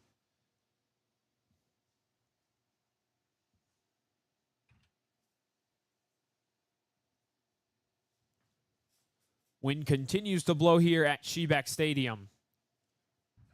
The 0-2 popped up on the infield. Drifting back is Stokes. Calls off his first baseman and makes the grab. 2 away in inning number 5. And that was good communication there from the Cardinals. You saw 3 Cardinals all wanting a chance at it, and it's simple, but sometimes that can just lead to some errors there when you have 3 guys trying to go for it at once. So Tristan Crane comes off a double in the last inning. Also scored one of the 3 runs. Lifts that one down the left field line and drifting way foul, but got a good piece of that baseball. K in the first inning, so he's 1 for 2 with a double and a run scored. The Texas A&M Corpus Christi transfer actually pitched at Texas A&M CC as well. And what we saw from Crane here, he looks like he wants to go yard. You can just tell as soon as he stepped up. High and in on pitch number 2. It's 1-1 on Crane. Playing shortstop today. A 96% fielding percentage, so been pretty stellar out in the 6 hole, and probably one of the more important defensive positions in any baseball. Chopped foul again, sent behind to similar spot as the Drew Jones at bat. On deck for the Eagles is Demir Heidelberg, the DH, 0 for 2 today, as he stands in the on-deck circle.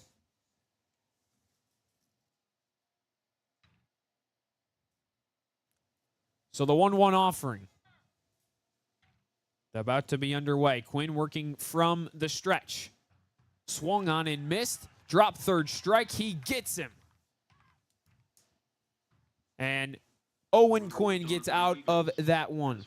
They leave one stranded. When we come back, it'll be top of the 5th action from Shebeck Stadium. This is Ball State Baseball on SportsLink Digital Radio. Sometimes it's not the moment. It's the moment before the moment. The moment you make a choice. The moment you take control. The moment only you can own. GameBridge lets you invest on your terms. So you're not only in charge of this moment, but all the moments to come. Start investing now.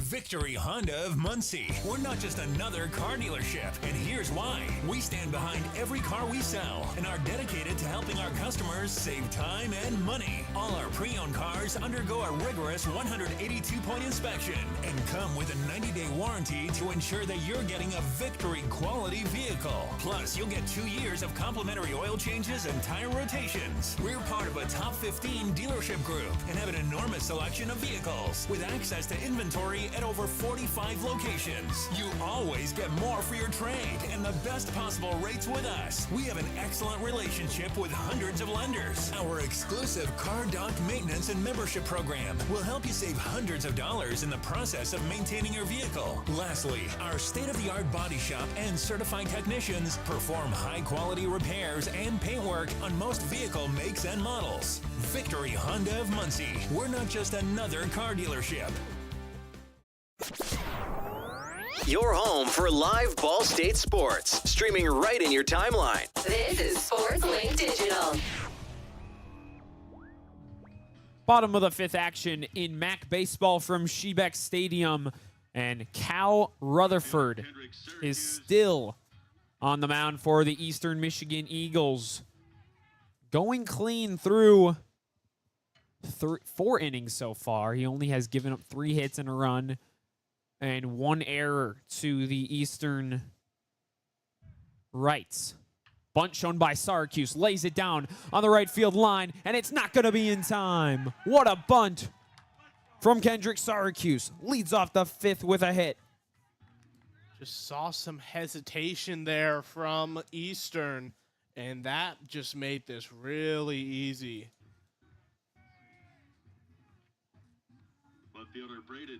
So the top of the order steps up with a man on and no outs. Braden Hebner. He is 1 for 2 today, a strikeout in the third and a home run on the third pitch of the game. Fake steal, it looked like, from Kendrick Syracuse, trying to bait a throw. But he scampers back to first base. First pitch missed low.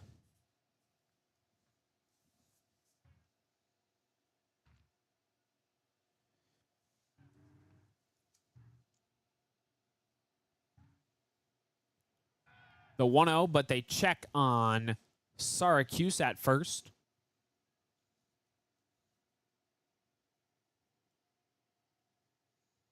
Both teams still rolling with their starting lineups. No changes yet, including other outside of the Ball State starting pitcher.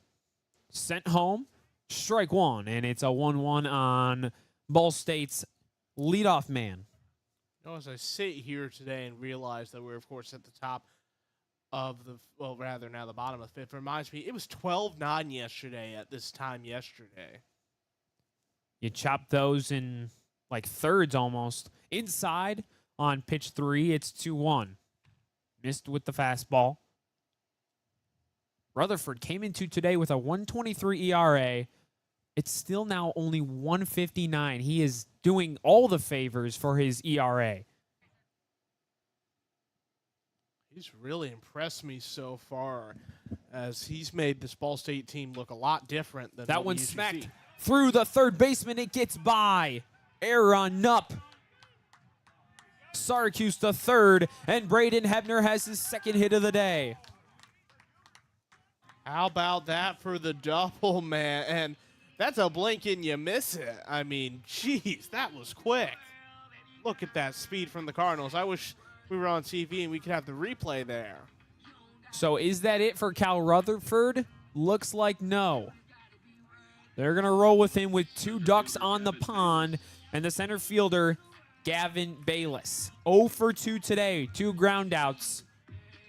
But any sort of groundout might score him, and now Eastern Michigan is going to make the call to the pen. So the day is done for Cal Rutherford. He goes an even 4 innings. He gives up now 5 hits. So far, it's just 1 run, but his earned runs may jump up a little higher. We're going to take a break on SportsLink Digital Radio as they make a pitching change. When we come back, we will have more bottom of the 5th action. This is SL Digital Radio presented by Victory Honda of Muncie. Hey Cardinal fans, show your pride wherever you go with the Ball State Financial Debit Card, now featuring your favorite mascot, Charlie Cardinal. It's the perfect card for students, alumni, and lifelong fans, letting you show your Cardinal spirit with every purchase you make. And with Ball State Financial, you'll get all the convenience, security, and hometown service you deserve from people who love this community as much as you do. Explore the card in your hometown credit union at fcfcu.com/chirp. Ball State Financial, your hometown credit union. Today we have 2 very special guests on our program, introducing Lem and Lime. Hello. For Starry Lemon Lime Soda. Thanks for having us. What is Starry Lemon Lime Soda? It's a crisp, clear burst of lemon lime flavor, and it's caffeine-free. Between us, one of you must be a little more important to Starry than the other. Who is it? We're both important. So it could just as easily be Starry Lime Lemon Soda. No, that doesn't sound right. Oh, I like it. So you saying hip-hop could be hop-hip? Works for me. Starry Lemon Lime Soda. Starry hits different. Behind every strong hip and knee. Behind every strong shoulder. Good catch. Behind every strong team is our highly skilled team of experts in orthopedics. IU Health is the official healthcare and sports medicine provider of Ball State Athletics, and we're here to keep you moving. From acute injuries to chronic pain and conditions, go where the athletes go. Walk-in appointments for new injuries are available Monday through Friday from 7:30 a.m. to 4 p.m. And you can always schedule a same-day or next-day appointment and wait from the comfort of your home. Visit iuhealth.org/MuncieOrtho to learn more.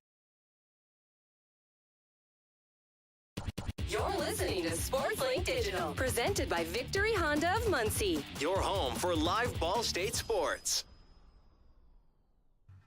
So the day is done for Cal Rutherford. He goes 4 innings pitched, gave up 4 hits, a run, earned run yet to be decided, 2 walks and 3 strikeouts. So not a bad day for the starter out of Eastern Michigan. And now they turn to the bullpen with Emmett Gillies, and it's your guy, Max. That's right. Now, no relation. I am Gillie. That is Gillies. with an S, plural, for all of our fans who study English. But I'm talking about the subject, not the language itself. Let's see what Gillies can do. He's been decent this season for Eastern, and now the 7th appearance. He will face Gavin Bayless, the center fielder.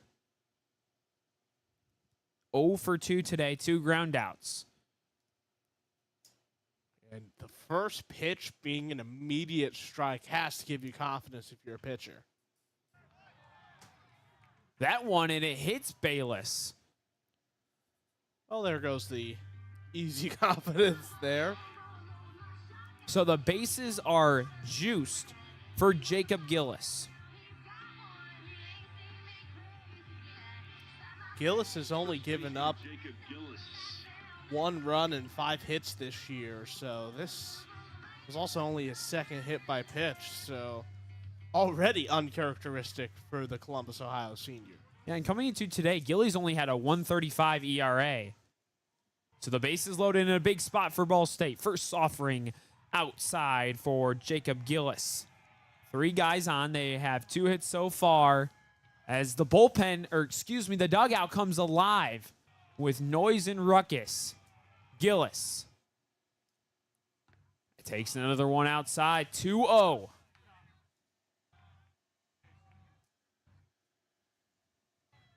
For 2 today. A chance to come up in a big way here in the bottom of the 5th, facing Emmett Gillies. Cold out of the pen. Fires the 2-0. Takes another one outside, and he's worked it 3-0. Can we see Gillies walk in a run?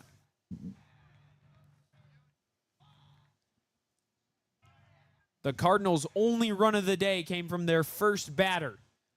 And there's a chance they get their second here. The 3-0 offering from Gillies. Down the middle, strike 1. There was kind of a no-swing sign given to Jacob on that one. Yeah, So, I mean, they're just going to want to try and walk him if they can. 3-1, no outs this inning. High, and they've walked in a run. The Cardinals get within 1, and it's back-to-back runners put on.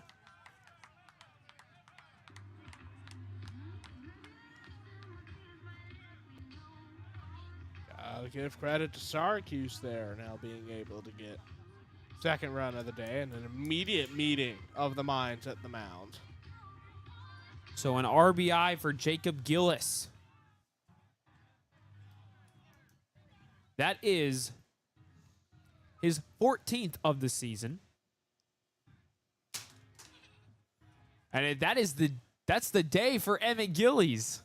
He faces 1 batter, and he gives up a run. Okay, then. Didn't see that on the bingo card.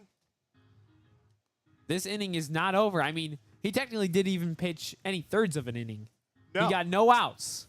No, that's surprising because, again, you would think that they would have some more trust in him, I guess. He was put in a very difficult situation. I mean, immediately coming in and already having the bases loaded, it's an impossible situation. So to immediately bench him after this is an interesting choice from Bierman. We're going to take a short break while we switch pitchers. This is Ball State Sports Link Digital Radio presented by Victory Honda of Muncie. Sometimes it's not the moment. It's the moment before the moment. The moment you make a choice.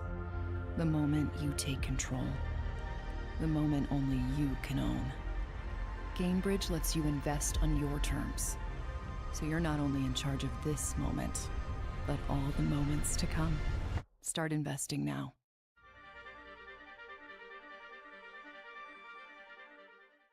Behind every strong hip and knee. Behind every strong shoulder. Good catch. Behind every strong team is our highly skilled team of experts in orthopedics. IU Health is the official healthcare and sports medicine provider of Ball State Athletics, and we're here to keep you moving. From acute injuries to chronic pain and conditions, go where the athletes go. Walk-in appointments for new injuries are available Monday through Friday from 7:30 a.m. to 4 p.m. And you can always schedule a same-day or next-day appointment and wait from the comfort of your home. Visit iuhealth.org/MuncieOrtho to learn more. Your home for live Ball State sports, streaming right in your timeline. This is Sports Link Digital. So the bases remain full here at Shebeck Stadium, and now the pitcher is Landon Mueller for the Eagles of Eastern Michigan. 3-2, they hold a slight advantage, and they'll make a second call to their bullpen. And Gillie's day is done after one batter. He gives up a run and a walk. And when it comes to having Mueller in now, Mueller's a guy who's come in with 12.1 innings pitched, and I mean, he started 3 games. I don't understand why, from a coaching perspective, you decide to bring in a Gillies who's mostly become a reliever, keeping him in one time to then immediately get one of your other starters in. This guy had a home run yesterday. Ryan Muslar takes that one outside. 5 balls compared to 1 strike in the last 5 pitches for Ball State. Or I should say for the Eastern pitching staff. Muslar yesterday, 3 for 6 with a home run and 5 RBIs. He shoots that one to deep left field. The left fielder can only watch. It's a grand slam for Ryan Muslar. Okay, then, Ball State. Wow. That is an incredible start to the 5th inning. Wow. A grand slam in inning number 5, and Ball State has a 6-3 lead. I mean, 5 runs in a single inning, and the wind's not even as nuts as yesterday. This is a good start so far. And no outs as well. They have 3 hits this innings, a walk, and a hit by pitch. First offering to Griffiths is a strike down the middle. So now, Muslar had 5 RBIs yesterday. Today, he has 4. 9 RBIs in 2 games of action. And for those keeping track at home, that's now the 5th homer that Mueller has given up this year, but that may be the first grand slam he's given up. Most of the balls were hit out to right yesterday with the wind. Now most have gone to the left field wall. Griffiths pops that one up to left field. Zyrus drifts over. Now will be the shortstop Crane. Calls him off, and he makes the grab in shallow left field. So that's the first out of the inning, and a pop out to the shortstop. Kensky Thomas has been impressive today. Reached on a fielder's choice last inning and has a double to his name. He's gotten to 2nd and 3rd, has yet to score, as Ball State currently holds the lead 6-3. I feel like this is the best case scenario, though, for Ball State. If you're looking for a guy who's had some consistency today, it's been Thomas. First offering low from Mueller.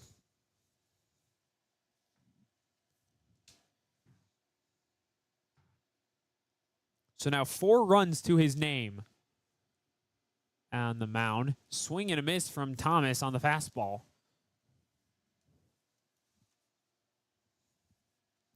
The 1-1 with still only 1 away here in inning number 5. That last home run from Muslar, 384 feet to left field. Another swing from Thomas. He's 1-2 now. Oh, he actually checked that, make it 2-1. Held up, according to our first base umpire, Michael Ingram. The 2-1 firing. Swing and a miss, 2-2. For Thomas today, it really hasn't felt like he's missed. So the scoreboard tricked us again, Max. That is a strikeout. So the last one was a strikeout, and he did go around. He's down for the 2nd out of the inning on swinging, and Max Kalk will come to the dish. Single last inning, strikeout in the 2nd. The first offering from Mueller. Outside, but called a strike. And for Mueller, he's just hoping to get this inning finished early, because he immediately comes in and gave up a grand slam. That's not how you want to start out. Second offering inside, hitting the turf before glove. So 1-1 to the catcher for Ball State.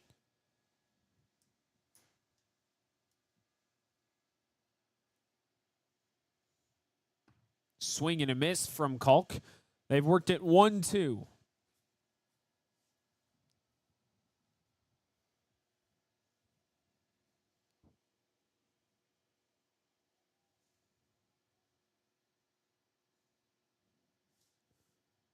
The 1-2 slash down the right left field line, and he gets down barely inside the foul line.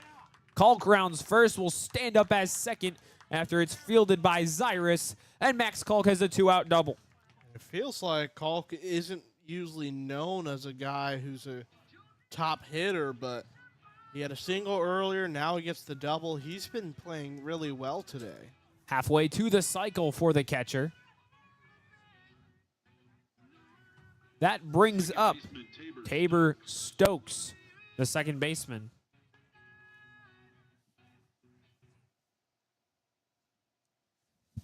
Last time up, struck out and flew out to the right fielder in inning 2. Gets a piece of that one, but it sends it foul over into the parking lot. Right over the stands, the fans in the third base stands. I know English. Don't worry, America. A little tricky saying right there. Exactly. That one shot to right field and down. It'll get to the corner. Jones fields it. Here comes Klug. He's at home, and another run for the Cardinals in the 5th. They continue to pour it on Mueller. Wow. 6 runs scored in the bottom of the 5th. This is just a great start. And once again, it's Syracuse back. I mean, that's how we started this inning. They have officially batted around this inning. Big lead for Stokes at first. Syracuse now 1 for 1 today with a single earlier this inning. Scored one of the runs off of a hit from Jacob Gillis. After there was a walk, and they walked in a run. Cardinals 7 runs on 7 hits. Eastern 3 runs on 3 hits. The 1-1. There goes the runner. Throw down. It will be not in time as it flows into center. He gets up and keeps running. Stokes is on to third, and he's got another bag. In all honesty, you should have seen Stecco there being able to get the catch. He misses. And even the Cardinals with Stokes, he was ready to just stay put at second because he was safe. But then he realized, no, how about I steal third and make it even more interesting? So 6 runs in a 7th, 90 feet away.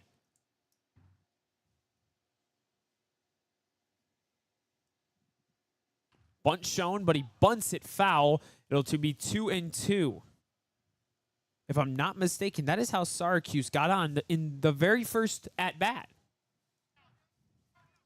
He tries it again. He began this inning with a single. 0 for 4 yesterday, 1 for 1 today, with a hit and a walk and a run. Runner big lead at third, and he got him looking. Froze him up, and it ends the inning.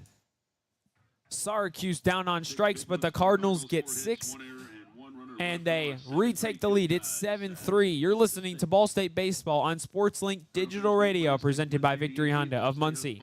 Victory Honda of Muncie. We're not just another car dealership, and here's why. We stand behind every car we sell and are dedicated to helping our customers save time and money. All our pre-owned cars undergo a rigorous 182-point inspection and come with a 90-day warranty to ensure that you're getting a Victory quality vehicle. Plus, you'll get 2 years of complimentary oil changes and tire rotations. We're part of a top 15 dealership group and have an enormous selection of vehicles with access to inventory at over 45 locations. You always get more for your trade and the best possible rates with us. We have an excellent relationship with hundreds of lenders. Our exclusive Car Doc maintenance and membership program will help you save hundreds of dollars in the process of maintaining your vehicle. Lastly, our state-of-the-art body shop and certified technicians perform high-quality repairs and paint work on most vehicle makes and models. Victory Honda of Muncie. We're not just another car dealership. The best stories in Ball State sports, plus live broadcasts, right in your timeline. Follow us at BSU SportsLink. So the Cardinals poured it on in inning number 5. Now go to work on the defensive side with Owen Quinn still on the mound. Pretty much the same lineup out in the field. They remain the same, and Demir Heidelberg will try to get a rally going for Eastern Michigan themselves. He's 0 for 2 today, ground out in the second, fly out in the fourth. So let's see what the freshman can do. I mean, Eastern, it feels like they blinked, and now they're down by 4 after 6 runs scored. An impressive display from the Cardinals.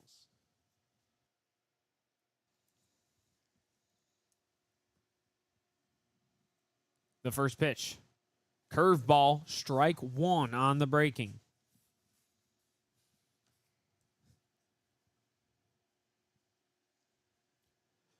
The 0-1 to someone who's 0 for 2 today.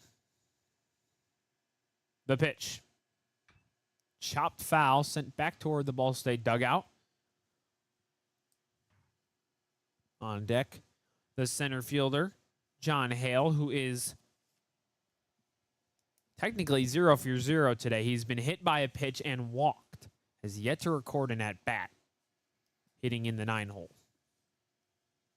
Demir Heidelberg, 364 average before this one.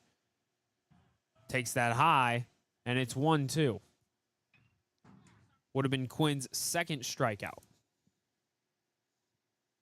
I got to give credit to Quinn so far. He's only not played as much today, but he's got some big moments and really prevented Eastern from doing much. Fourth offering sent to the dirt. It's 2-2 on Heidelberg. He waits for the sign. Quinn sets his feet, working from the stretch, and fires the 2-2. In there, froze him up and got him looking. Second K for Quinn today in the first looking. 1 away in inning number 6. Got some whoop. There it is. I know that all too often from being a Cubs fan. It's our home run song. Even played in spring training.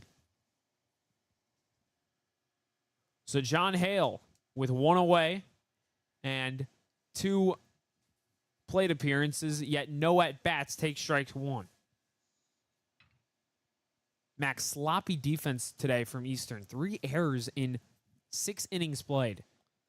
And a lot of those errors came from bottom of the 5th, where you were able to see the Cardinals show their offense, and that's the Ball State we had seen throughout the year in conference play, where they aren't making too many mistakes on offense. And again, they just caught Eastern really sleeping. 1-1. That one's poked out to left field. Back goes Hebner at the track, and he looks up, and it's gone. John Hale cuts it to 3, and he's got his second homer of the season. It really didn't feel like that was the prettiest home run that we've been able to see, but it didn't matter. Eastern says, don't count us out quite yet. Make that his 9th RBI of the season as well. And the top of the order now steps up. Nathan Borchardt, 0 for 2 today.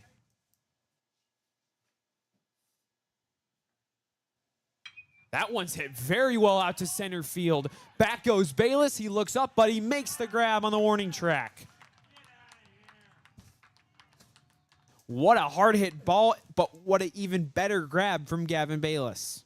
And Gavin Bayless, it's not easy being the center fielder, but he has made a lot of big plays here today, and good for him to be able to get that stoppage there and stop the bleeding for now. As if they would have allowed 2 back-to-back homers, that destroys your confidence if you're a pitcher.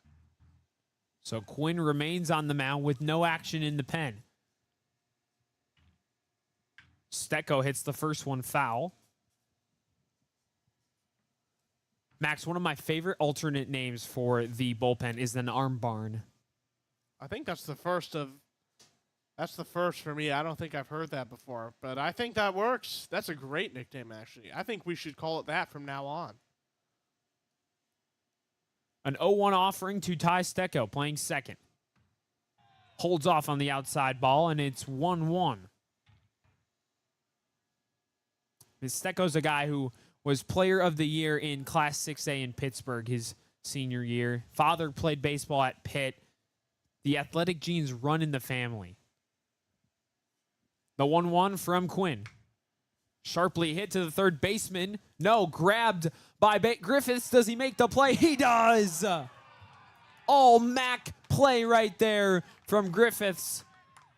As they might want to look at it, the officials will talk it over. He backhanded that one after Muslar missed it, and he made the one-hop throw. And Gillis with the scoop. They will go to the review. Max, I know we don't have TV, but they're still going to review it after a challenge from Eastern Michigan. Is this going to continue to be the review right by the toilet, like the Porta-John that went pretty viral on baseball Twitter yesterday? I think so. Well, it wasn't yesterday. It was last week. But it's always interesting, the random things that get, viral on social media, and this is one of those. Very strange, but that's how it goes sometimes. The review is behind the visitors' dugout.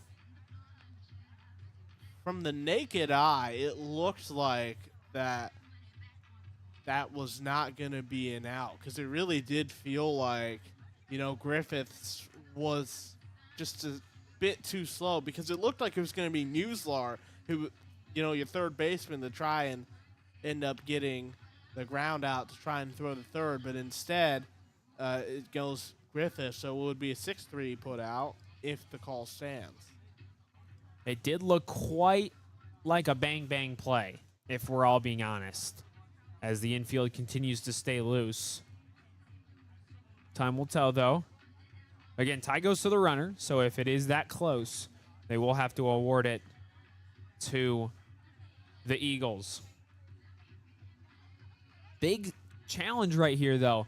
If it is safe, that would put the tying runner on deck for Eastern with one man on and Devin Zyrus at the plate, who is 0 for 2, and Jellison on deck.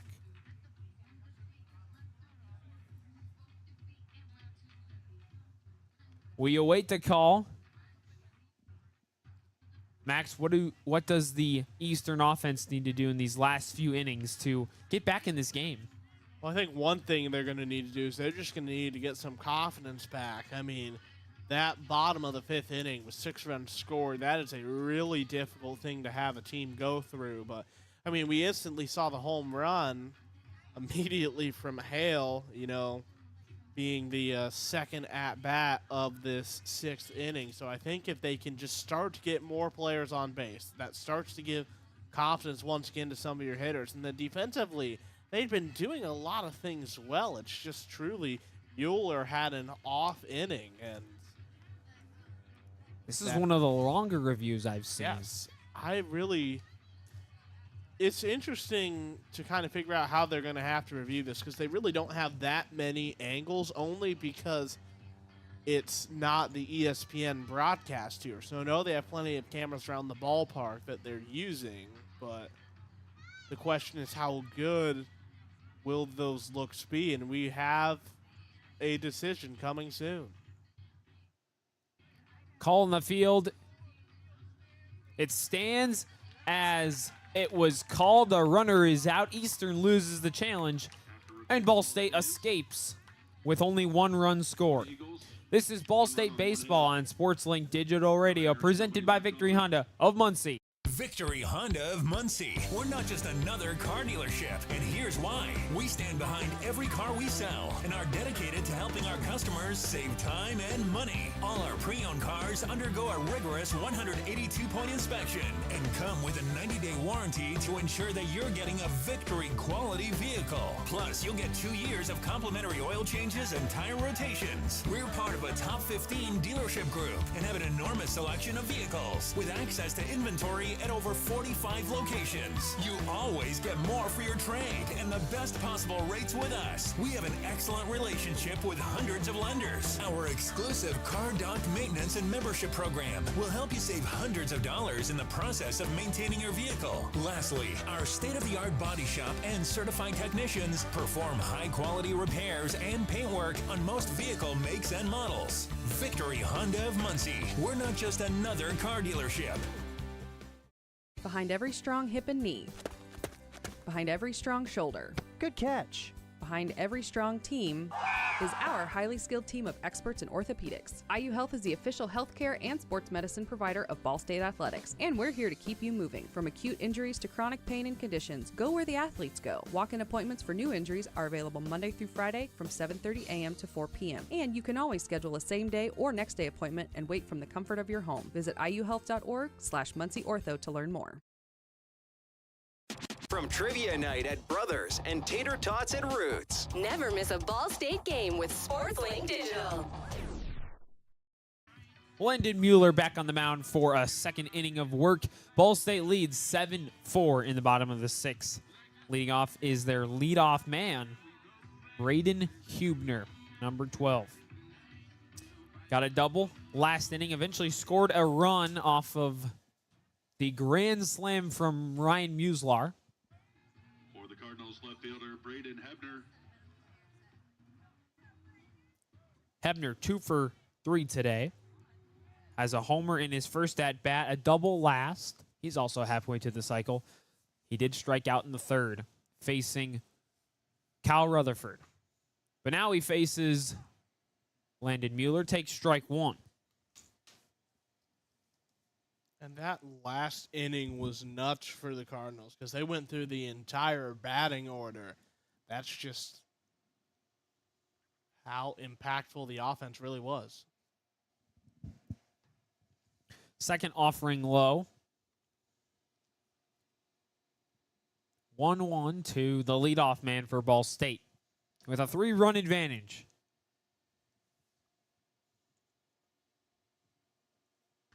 Swung on and missed. Strike 2.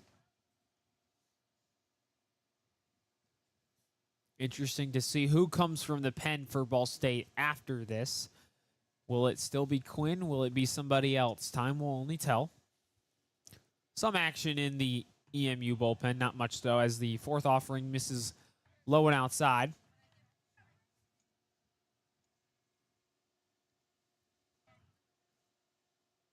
Seven hits, 7 runs for Ball State. 4 hits, 4 runs for Eastern. In the second match of 3. Final is tomorrow. Swing and a miss. Drop 3rd strike, though. Hubner runs, and he makes it to first. Hebner safe on a drop 3rd strike. And that is just good awareness there from Hebner. Because surely he probably should have been out, but again, you mentioned drop 3rd strike gives this option. Center fielder Gavin Bayless. Bayless the batter now after Hebner advances on a drop 3rd strike. Technically is a K for the batter.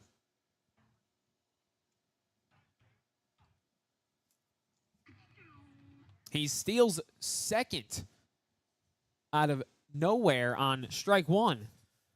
Yeah, Hebner just saw an opening, and I think even the Eastern, defense was very confused. I mean, Stecco just kind of was like, okay, I guess you're here now. That one low and outside, almost a chance for Hebner to steal second bag. He doesn't. So it's 1-1 on Gavin Bayless, who is 0 for 2 today with a hit by pitch in the fifth. 3 plate appearances total. The 1-1. Kick and deal from Mueller, but he checks back. Hebner. Hebner already stole one a couple seconds ago. Gets his signs from not only the catcher, but also the second baseman, Stecco. And the pitch. Bunt shown. Does he pull it back in time? I don't believe so. They call it a ball, though. 2-1 on Gavin Bayless. You're still going to watch out for Hebner at second, but he hasn't really indicated that he's ready to steal third much. Looks like the umpire making some communication with the Eagle dugout. Not sure what that was all about. Looks like one of the coaches was probably having something to say to our umpire. Another bunt shown. It's bunted down right in front of the pitcher. Grabbed by Mueller. Fakes the throw. Nobody home. What a bunt from Gavin Bayless. And the Cardinals are at the corners. And a perfect bunt there. I mean, it just left Mueller standing and watching. So 2 on, no out for Jacob Gillis. Walked in a run his last time. It's his only RBI of the day. 0 for 2 outside of that.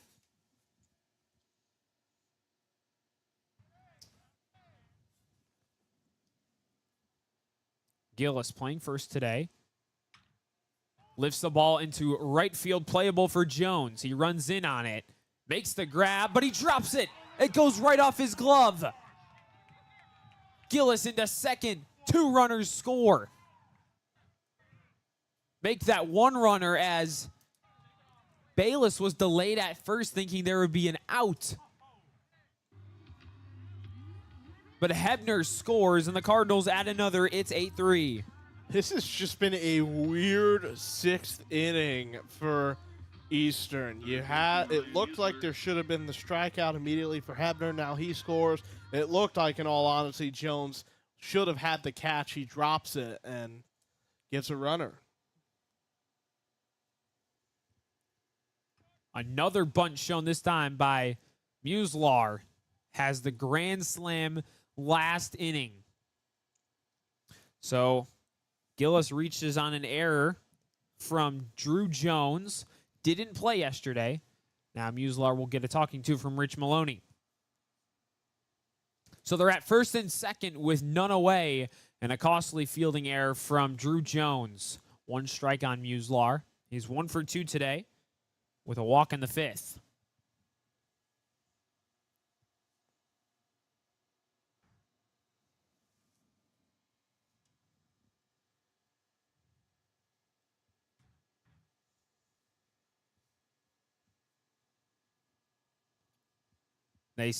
Mueller sets, now fires. Outside, taken. It's 1-1.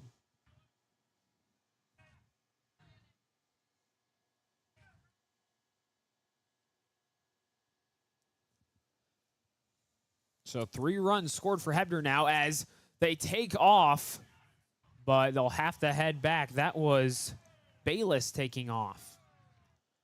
And you'll love the effort there from Bayless, sliding into third, and he immediately sees the foul ball, and he just kind of hits the dirt a little bit. And it's not anger, it's just probably frustrated because he did everything right there, and there's literally nothing he could do.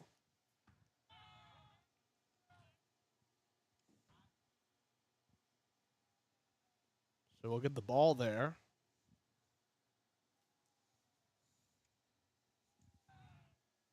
So they're at first and second. None away, 2-2 count. Mueller looks back. Now deals. They go again. Swing and a miss, but foul ball for a second straight time.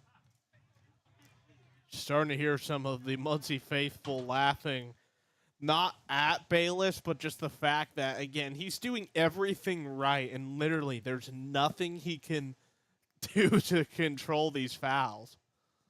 On deck for Ball State, Brett Griffiths, the shortstop. The 2-2. Chopper to the third baseman. Glove steps on third, throws to first, but it's off the route.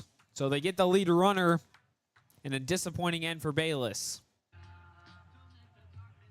So there is one away now.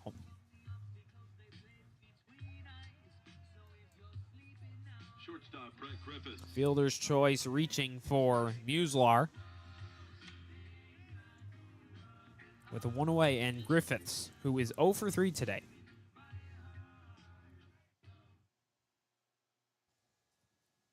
The first offering.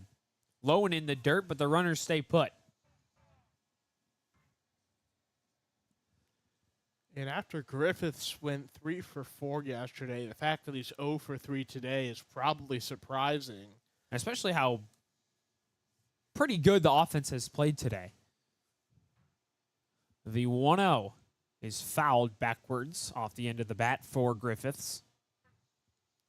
And I feel like we're just waiting to see him kind of unload on this Eastern team, because it feels like, you know, he's had some good opportunities, but just a couple fly balls haven't gone his way. 1-1 for Mueller. Bunt shown, but it goes foul. Looks like he might have missed that one. It's 1-2 on Griffiths, who's, again, 0 for 3 today.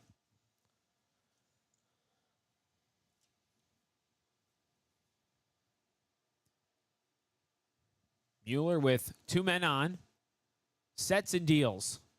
Swing and a miss. He got him. 2 down as Griffiths is now 0 for 4 and down on strikes. So Kensky Thomas, a chance to keep the rally alive. 3 guys have reached base, make that 4. 1 has scored.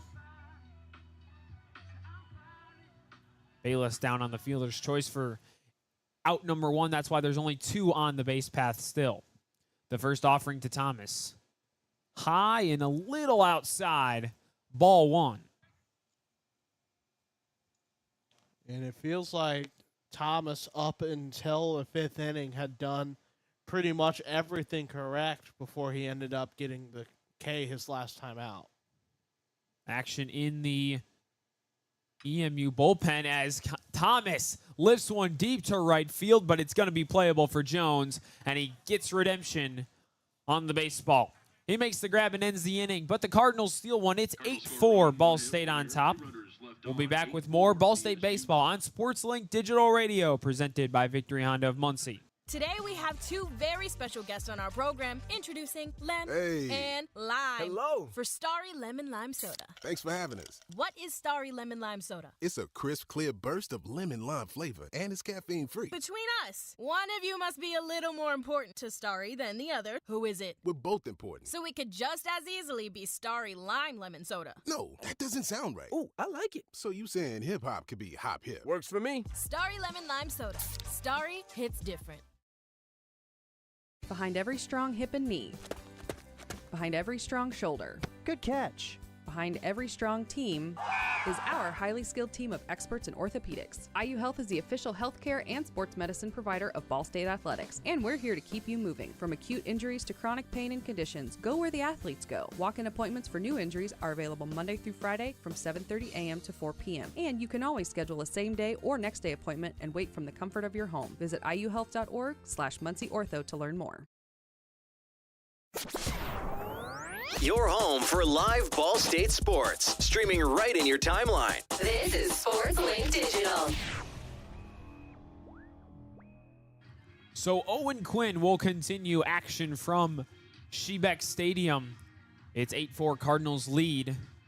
Max, it was slow at first, but now Ball State has really taken this game by storm.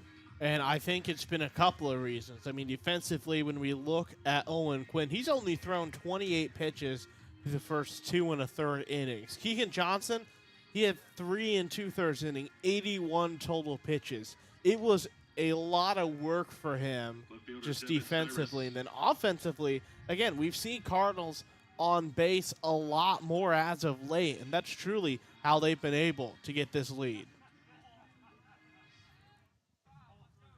So number 15, Devin Zyrus steps in. 0 for 2 today with a walk in the first. Hits that one a ton to right field, but directly at Sarkis.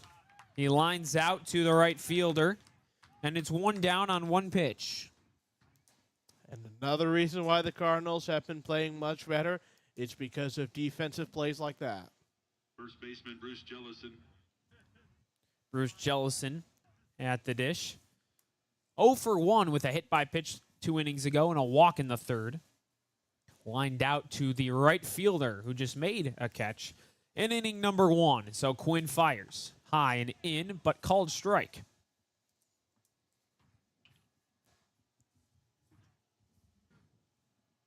(8-4) Cardinals lead this one that has slowly but surely turned into a higher scoring game. The 0-1 squeaks by Culkin in the dirt for ball 1. Eastern Michigan down to their last 8 outs in this one, and a chance to keep the series alive. Ball State only 8 more outs till they win the series. Quinn sets his feet, now deals. Straight up the gut and through the defense for the first baseman, Jellison. He gets a hit off of Quinn, and there is a base runner. No action in the bullpen, so they continue on with Quinn.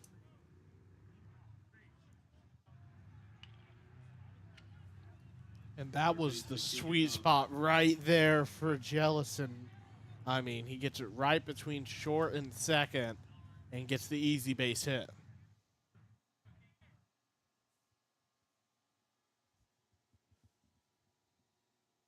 First offering to Nupp is in there for a strike. The freshman coming up in a big spot.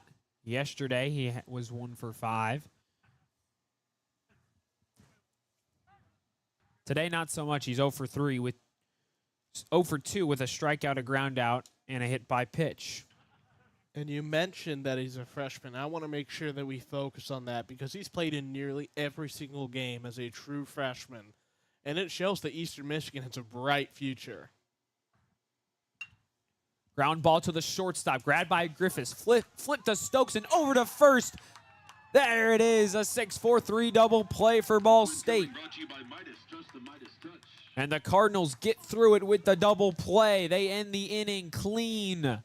We are at the end of the 7th, and it's time to stretch. But we'll be back on SportsLink Digital Radio, presented by Victory Honda of Muncie.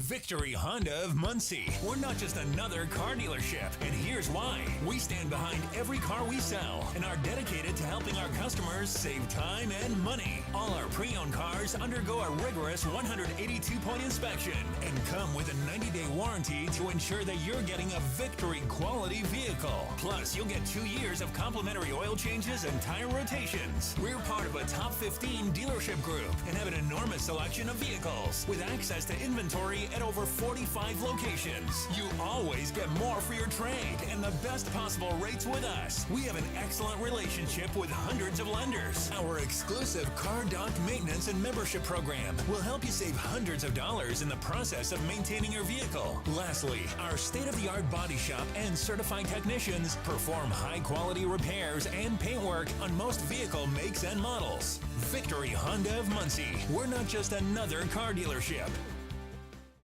At Kroger, you never compromise. You get high quality and low prices. Like you never compromise your meal with our spring salad mix, guaranteed fresh. And you never compromise your budget with lower prices on over 1,000 items. And you never compromise your appetite with our golden brown bread that's baked fresh in store. And you never compromise your wallet with our lower prices. Hand it to Kroger shoppers. You never compromise. Kroger, fresh for everyone. The best stories in Ball State sports, plus live broadcasts right in your timeline. Follow us at BSU SportsLink. Cardinals lead this one 8-4 in the bottom of the 7th. Still on the mound for the Eagles is Landon Mueller, with Max Kalk at the dish.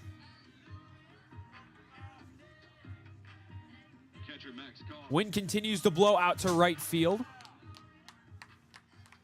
Kalk today is 2 for 3, struck out in the second inning, but has a single and a double to his name. That one's lifted into left field, and it will be caught. Cyrus is there making the catch, and there's one away. And that is a good start there for Eastern to immediately be able to get the stop. And credit Cyrus there. For the Cardinals, second baseman Tabor Stokes. So Stokes gets another try. As a single, he's 1 for 3. Strikeout and flyout in his other appearances. High on pitch 1. 1-0 count with one gone in inning number 7. And what Eastern wants to do is to just keep getting a 3 and out here. That's the goal. Curveball in there for a strike. Mueller now up to an 8.59 ERA. Ball State hitting .267 in the batter's box today. Strike 2 on Stokes. He falls behind 1-2. Max, we haven't seen any sun all day, and we probably won't. No, at this point, I think this late into the day, you're for sure not going to see any. Fouled straight back from Stokes. That was a heater. As they play a broken window sound effects. Watch your cars. On deck is Kendrick Syracuse as a single and a run today, as well as a walk. Breaking ball, he got him. Down on strikes goes Stokes, and there's 2 away for Mueller in probably his best inning of work in the season. I mean, just immediately gets the strike there. Last time out, it was the fly to left field. Eastern, they can end up getting Syracuse out here. They're going to be very happy because they don't want to give Ball State any more momentum. Syracuse takes the first one low in the dirt.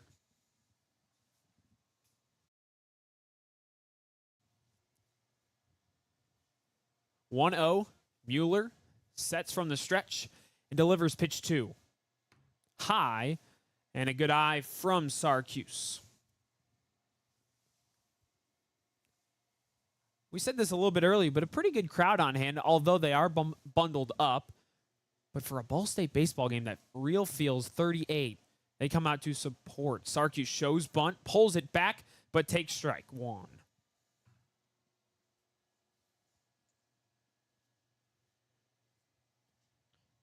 And throughout the series so far, there's been a good crowd as well. 5th pitch taken high, and he's worked it to a 3-1 count. 2 gone here in inning number 7, the bottom half. Syracuse, 1 for 2 today. The pitch. That ball popped up towards center field. In comes Hale. He's got to run a long way. Calls off his teammates and makes the catch. So that ends a very clean inning for Eastern Michigan. No hits, no runs for Ball State, none left on base. We head to the top of the 8th on SportsLink Digital Radio, presented by Victory Honda of Muncie. At Kroger, you never compromise. You get high quality and low prices. Like you never compromise your meal with our spring salad mix, guaranteed fresh. And you never compromise your budget with lower prices on over 1,000 items. And you never compromise your appetite with our golden brown bread that's baked fresh in store. And you never compromise your wallet with our lower prices. Hand it to Kroger shoppers. You never compromise. Kroger, fresh for everyone. Sometimes it's not the moment. It's the moment before the moment. The moment you make a choice. The moment you take control. The moment only you can own. Gainbridge lets you invest on your terms. So you're not only in charge of this moment, but all the moments to come. Start investing now.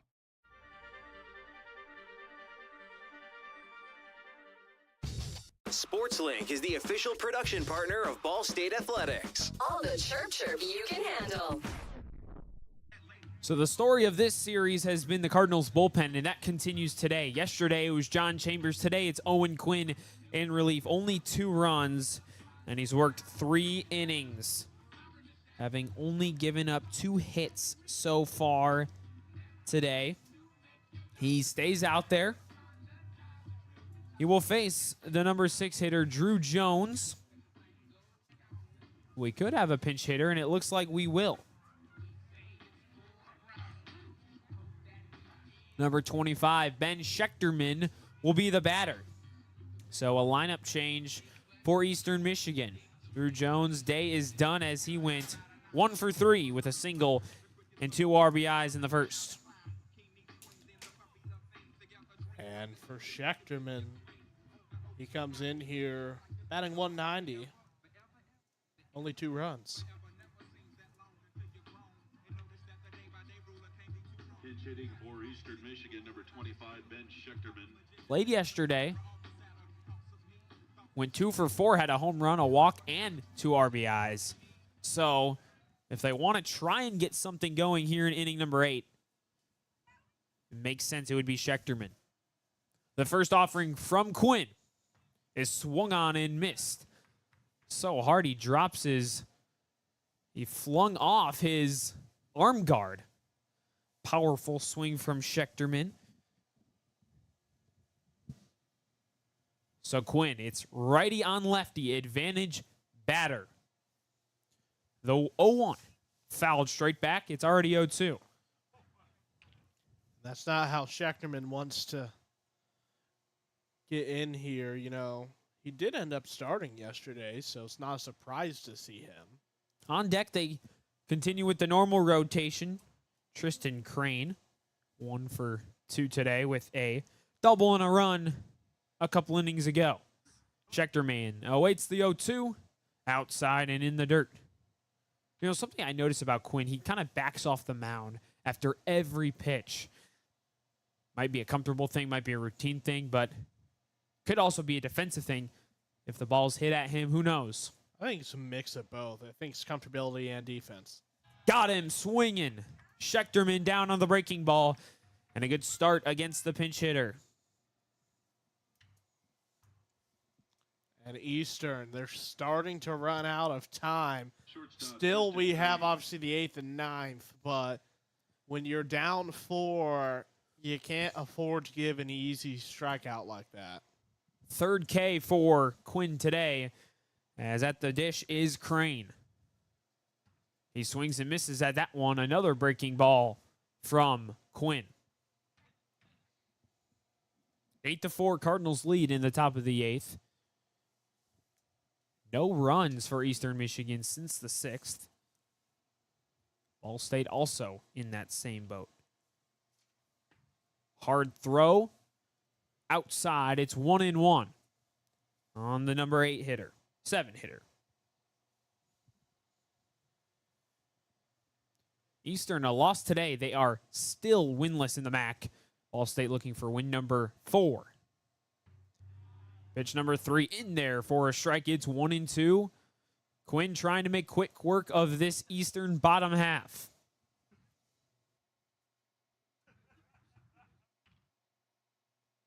We talked earlier about how competitive the MAC is, so every win's so critical in this conference. A 1-2. Did he go? He did not. He held up as that one was in the dirt as a breaking ball. On deck, Demir Heidelberg, the DH, 0 for 3 today. Ground out, fly out, strikeout. You usually want to do the cycle in hits. He's almost got the cycle of outs. I mean, at this point, it feels like he will be having a hit now if he's following that order. You never know. 2-2. Ball blasted to right field. Syracuse giving chase and gets under it for out number 2. And, I mean, that was literally like a second left on the pitch clock for Quinn to be able to throw that pitch. But it looked like it was going to have enough speed. But who else? Syracuse gets the big stop. DH, Demir Heidelberg. So Demir Heidelberg with 2 gone in inning number 8 and 4 outs remaining in this one. Sets in with Owen Quinn on the mound. Quinn is now at 4 innings pitched, and he's been amazing for Ball State. Breaking ball misses outside. Wants to continue the trend of 3 and out. Last time, 3 and out. After that incredible 6-4-3 double play to end the 7th. This one's lined into left field and gets down. A big 2-out hit for Demir Heidelberg, and it's his first of the day. I told you. That's what was next up for him. Spoke that into existence. So, Cardinals fans, I apologize. Eagles fans, you're welcome. There you go, Max. John Hale. Playing both sides here. That's our job. We don't have favorites. So John Hale is 1 for 1 today with a hit by pitch in the 4th and a walk in the 2nd. He scored a run on a home run in the 6th. The 1 run that inning as he takes ball 1 high.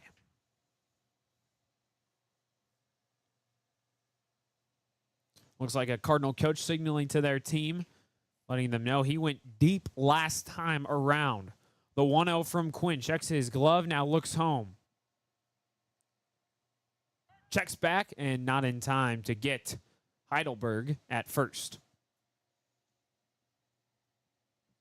And that last home run from Hale, I mean, it felt like it had been only a pitch or 2 thrown before he went yard. So I understand the coaching staff making sure Chambers remembers. 1-0. Deal, breaking ball misses high. So it's 2-0, and the tying run would technically be in the hole. To go down 1, that run is on deck, being the catcher, Nathan Borchardt, who is 0 for 3 today.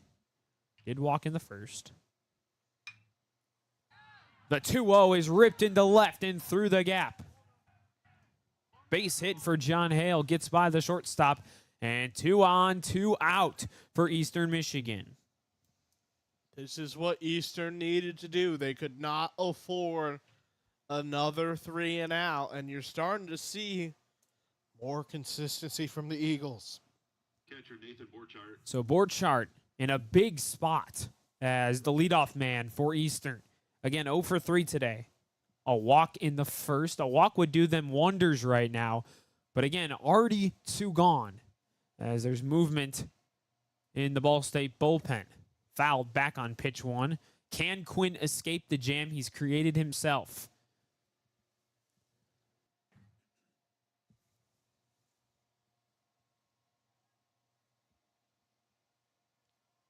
One 0-1 count to Borchardt. Another check of the glove by Quinn.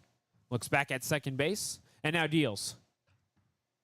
Low and in. It's 1-1 on Borchardt as the catcher Kalk loses his helmet.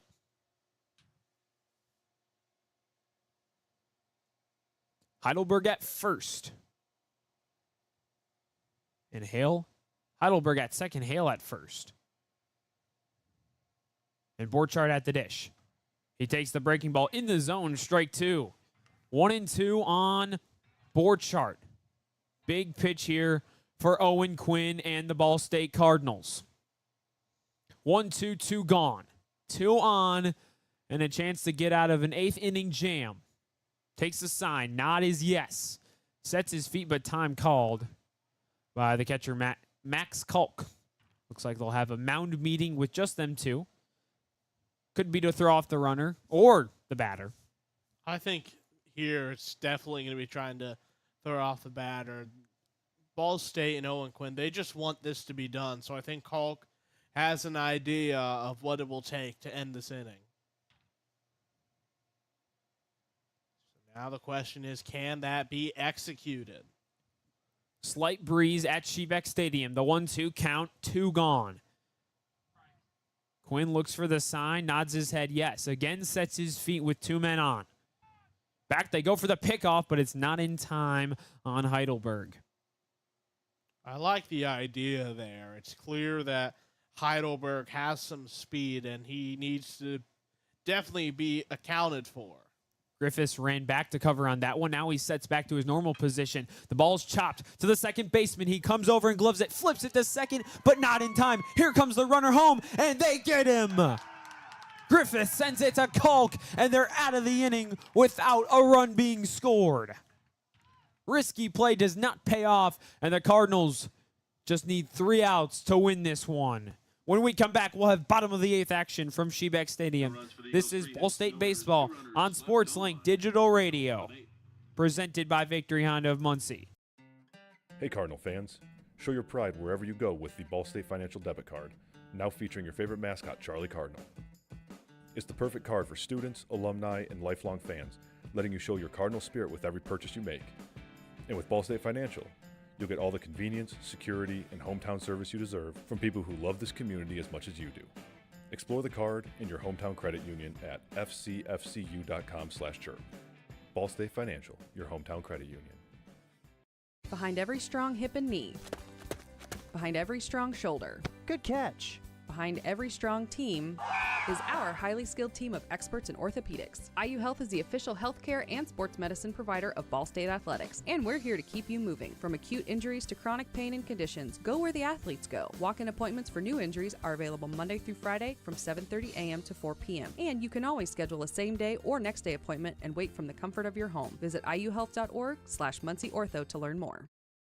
The best stories in Ball State sports, plus live broadcasts right in your timeline. Follow us at BSU SportsLink. An exciting end to the top of the 8th.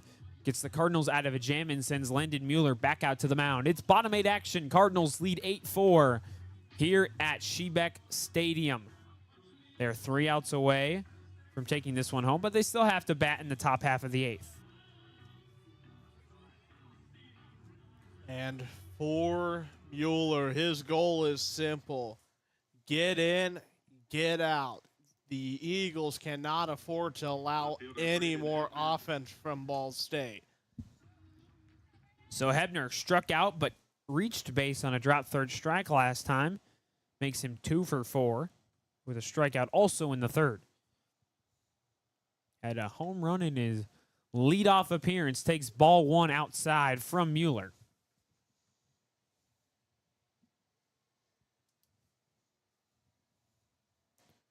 (8-4) Cardinals lead this one. Chance to take the series. The 1-0 in for a strike. Fastball. And I understand there may be people questioning whether or not to keep Mueller in. At this point, after they kept him in when they gave up 6 runs, there's no question he's going to finish this. Curveball misses high. 2-1 on the center fielder. Left fielder make that. Hebner awaits the 2-1 from Mueller. The kick, he comes home. Outside, and the ball gets past Borchardt. On deck, Gavin Bayless goes to recover that baseball.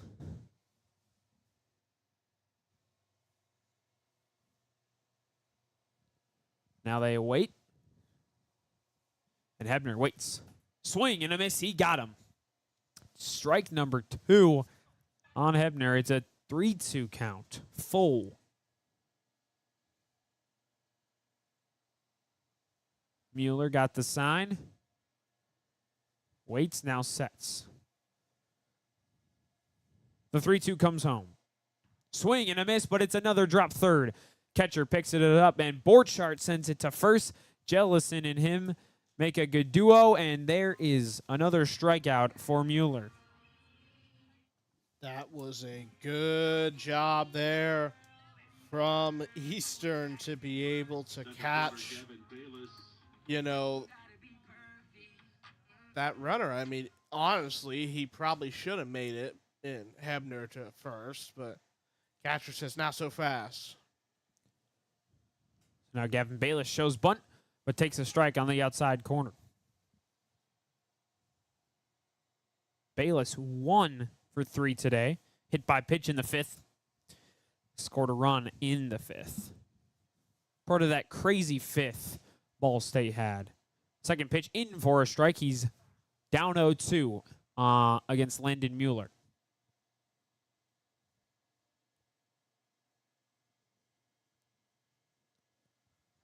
The 0-2 with 1 gone here in the top of the 8th. The kick, the deal. Did he go? He held his swing up. And he stays alive in this one. Staying off the breaking ball. Smart decision from the center fielder. Max, I get it mixed up. I thought the center fielder came first in the batting order. It's flipped. Left fielder, then center fielder. But now the 1-2. In the dirt, he holds off again. 2-2 count after starting 0-2. And he had a lot of power there. I mean, he essentially kind of slipped forward off of the mound there. Still only 1 gone here in the 8th. Ball inside. Does it hit him? No, just off the mitt of Nathan Borchardt, and he's worked it full after a 0-2 start. He is lucky to not be called for a hit by pitch there because it looked close, but obviously the umpire's the better point of view. It's up to their discretion. 3-2. Mueller shakes off a pitch, now sets. Happy with his decision. In the dirt, and he's worked a walk after starting 0-2. Fantastic piece of hitting right there from Gavin Bayless. I don't know if I would want to walk Bayless because it's clear that he really wants to be stealing some bases. I mean, he was 0 for 3, it felt like, trying to steal third before finally being caught out. So that's one thing Eastern's going to really need to watch out for is Bayless because he's eyeing second base right now. And only 1 gone, so it wouldn't ruin the inning. And he fakes even me out. No go from the center fielder.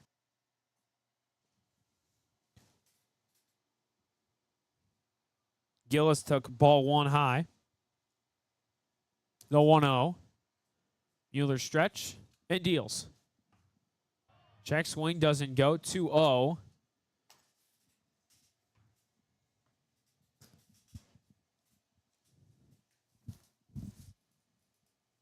And they check back. Do they get him? Oh, and it was close at first. Bayless was starting his lead, and he almost got picked off. His job here is simple, to try and make Mueller uncomfortable. There goes the runner, but it's a foul ball. Bayless looks like he might have had that one as the wind begins to pick up here in eastern Indiana.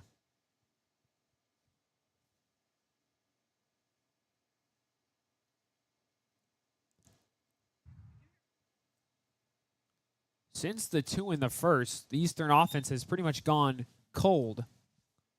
They had 1 in the 4th, 1 in the 6th. There goes the runner again. That one slashed into the corner, but foul. Back-to-back pitches where Bayless had a good jump, but it goes foul, and a good piece of contact there from Gillis.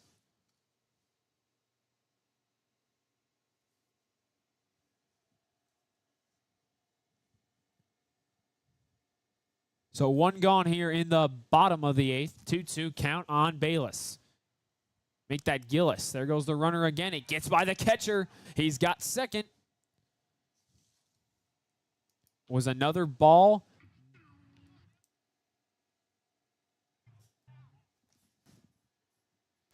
Not entirely sure what the ump called there, but it looks to be a full count, and it is.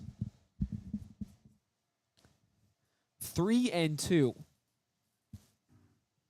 1 gone, and a stolen base for Gavin Bayless. He goes again. Swing and a miss, a strikeout, but another stolen base for Gavin Bayless. That's 2 in this inning. Have to watch out for Bayless. He's going to be eyeing home. And Mueller, he just wants to stop this inning. So Muslar comes to the dish with a man at third and a chance for another RBI. He has 2 on the day. Check that, he has 4. Smacks it toward the shortstop position, gloved by Crane. Throws to first, but it's not in time. Muslar beats it out and scores another for his 5th RBI and make that 10 on the weekend so far. Great job there from Muslar to give Bayless the opportunity to get the score. And it makes the Cardinals even more comfortable now because it is going to be difficult for Eastern to get 5 runs scored. So at the dish, Brett Griffiths, the shortstop. There goes Muslar, swing and a miss. Muslar down, and he beats out the throw. They are running all over Eastern Michigan. Griffiths 0 for 4 today. Taking so many risks, and they have paid off nearly every single time. 9-4 now. The pitch. Low and outside, just barely. It's 1-1 on Griffiths. Muslar stole second. He's in scoring position. Ball State looks to be attempting to hit double-digit runs. Outside, but called a strike on the breaking ball. 1-2.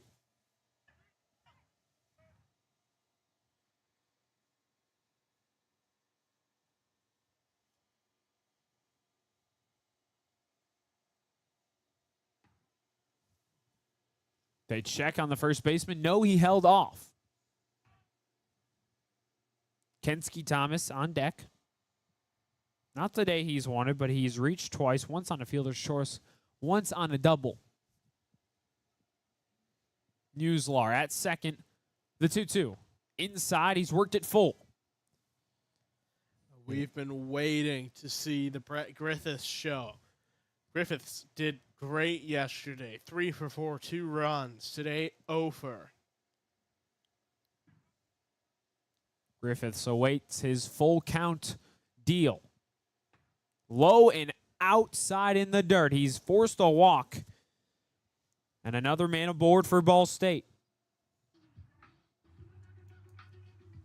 And Kensky Thomas, dangerous hitter in the righty batter box against the righty. Heads to the dish. 2 on for Ball State here in their likely last at bats. So now it's pretty much just stat padding.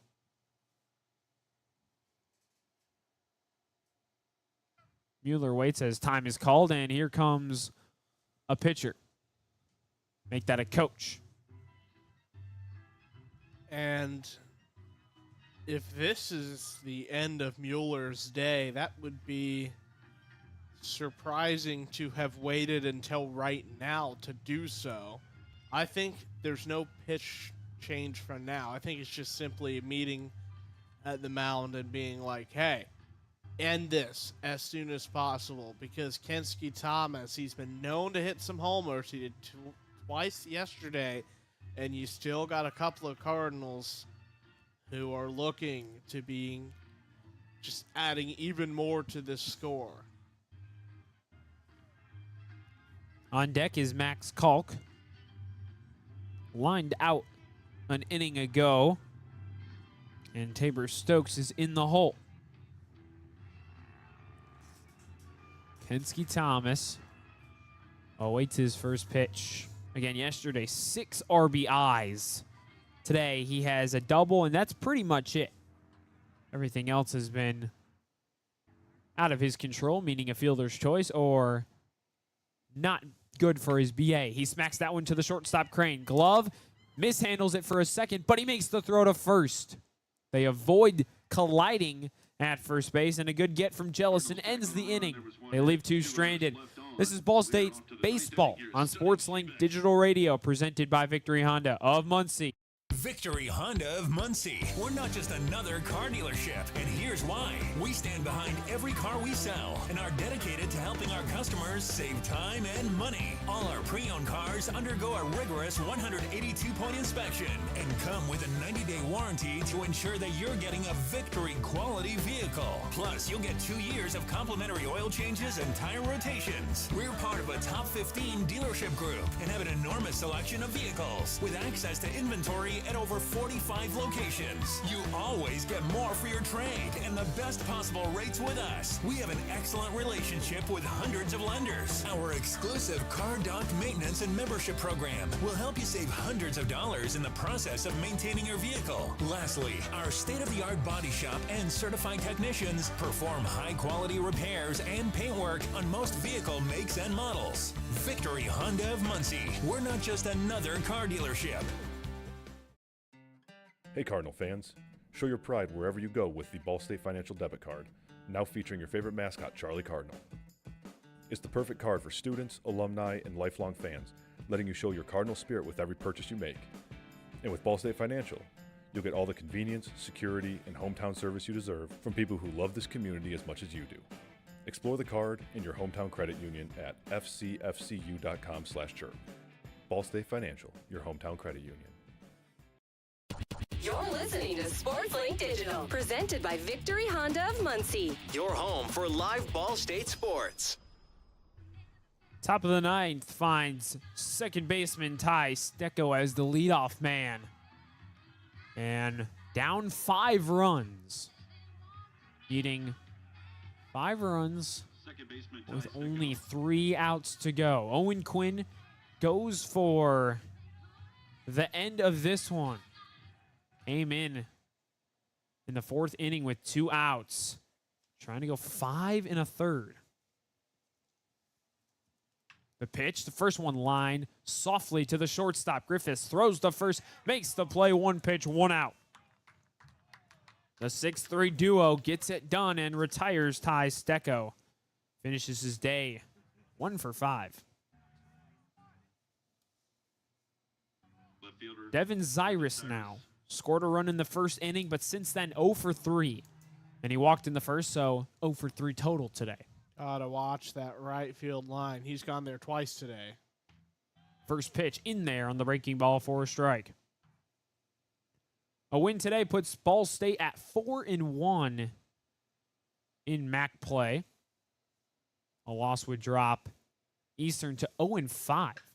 That one's lined right over Griffith's head and into left field. Had some spin on it, but it's a 1-out single for Devin Zyrus. The Eagles don't want to give up.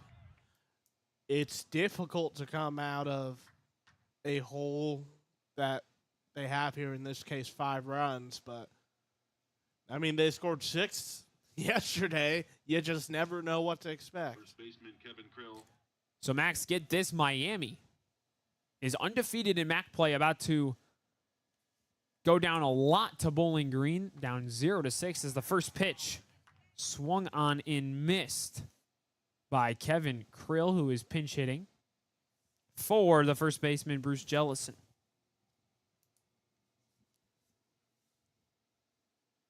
There goes the runner. Popped up in the infield. Now he's got to go back. Muslar, the third baseman, handles that one. There's 2 gone. So Kevin Krill quickly retired.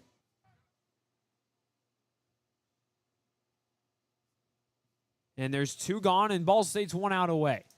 Runners stayed at first. Nupp at the dish.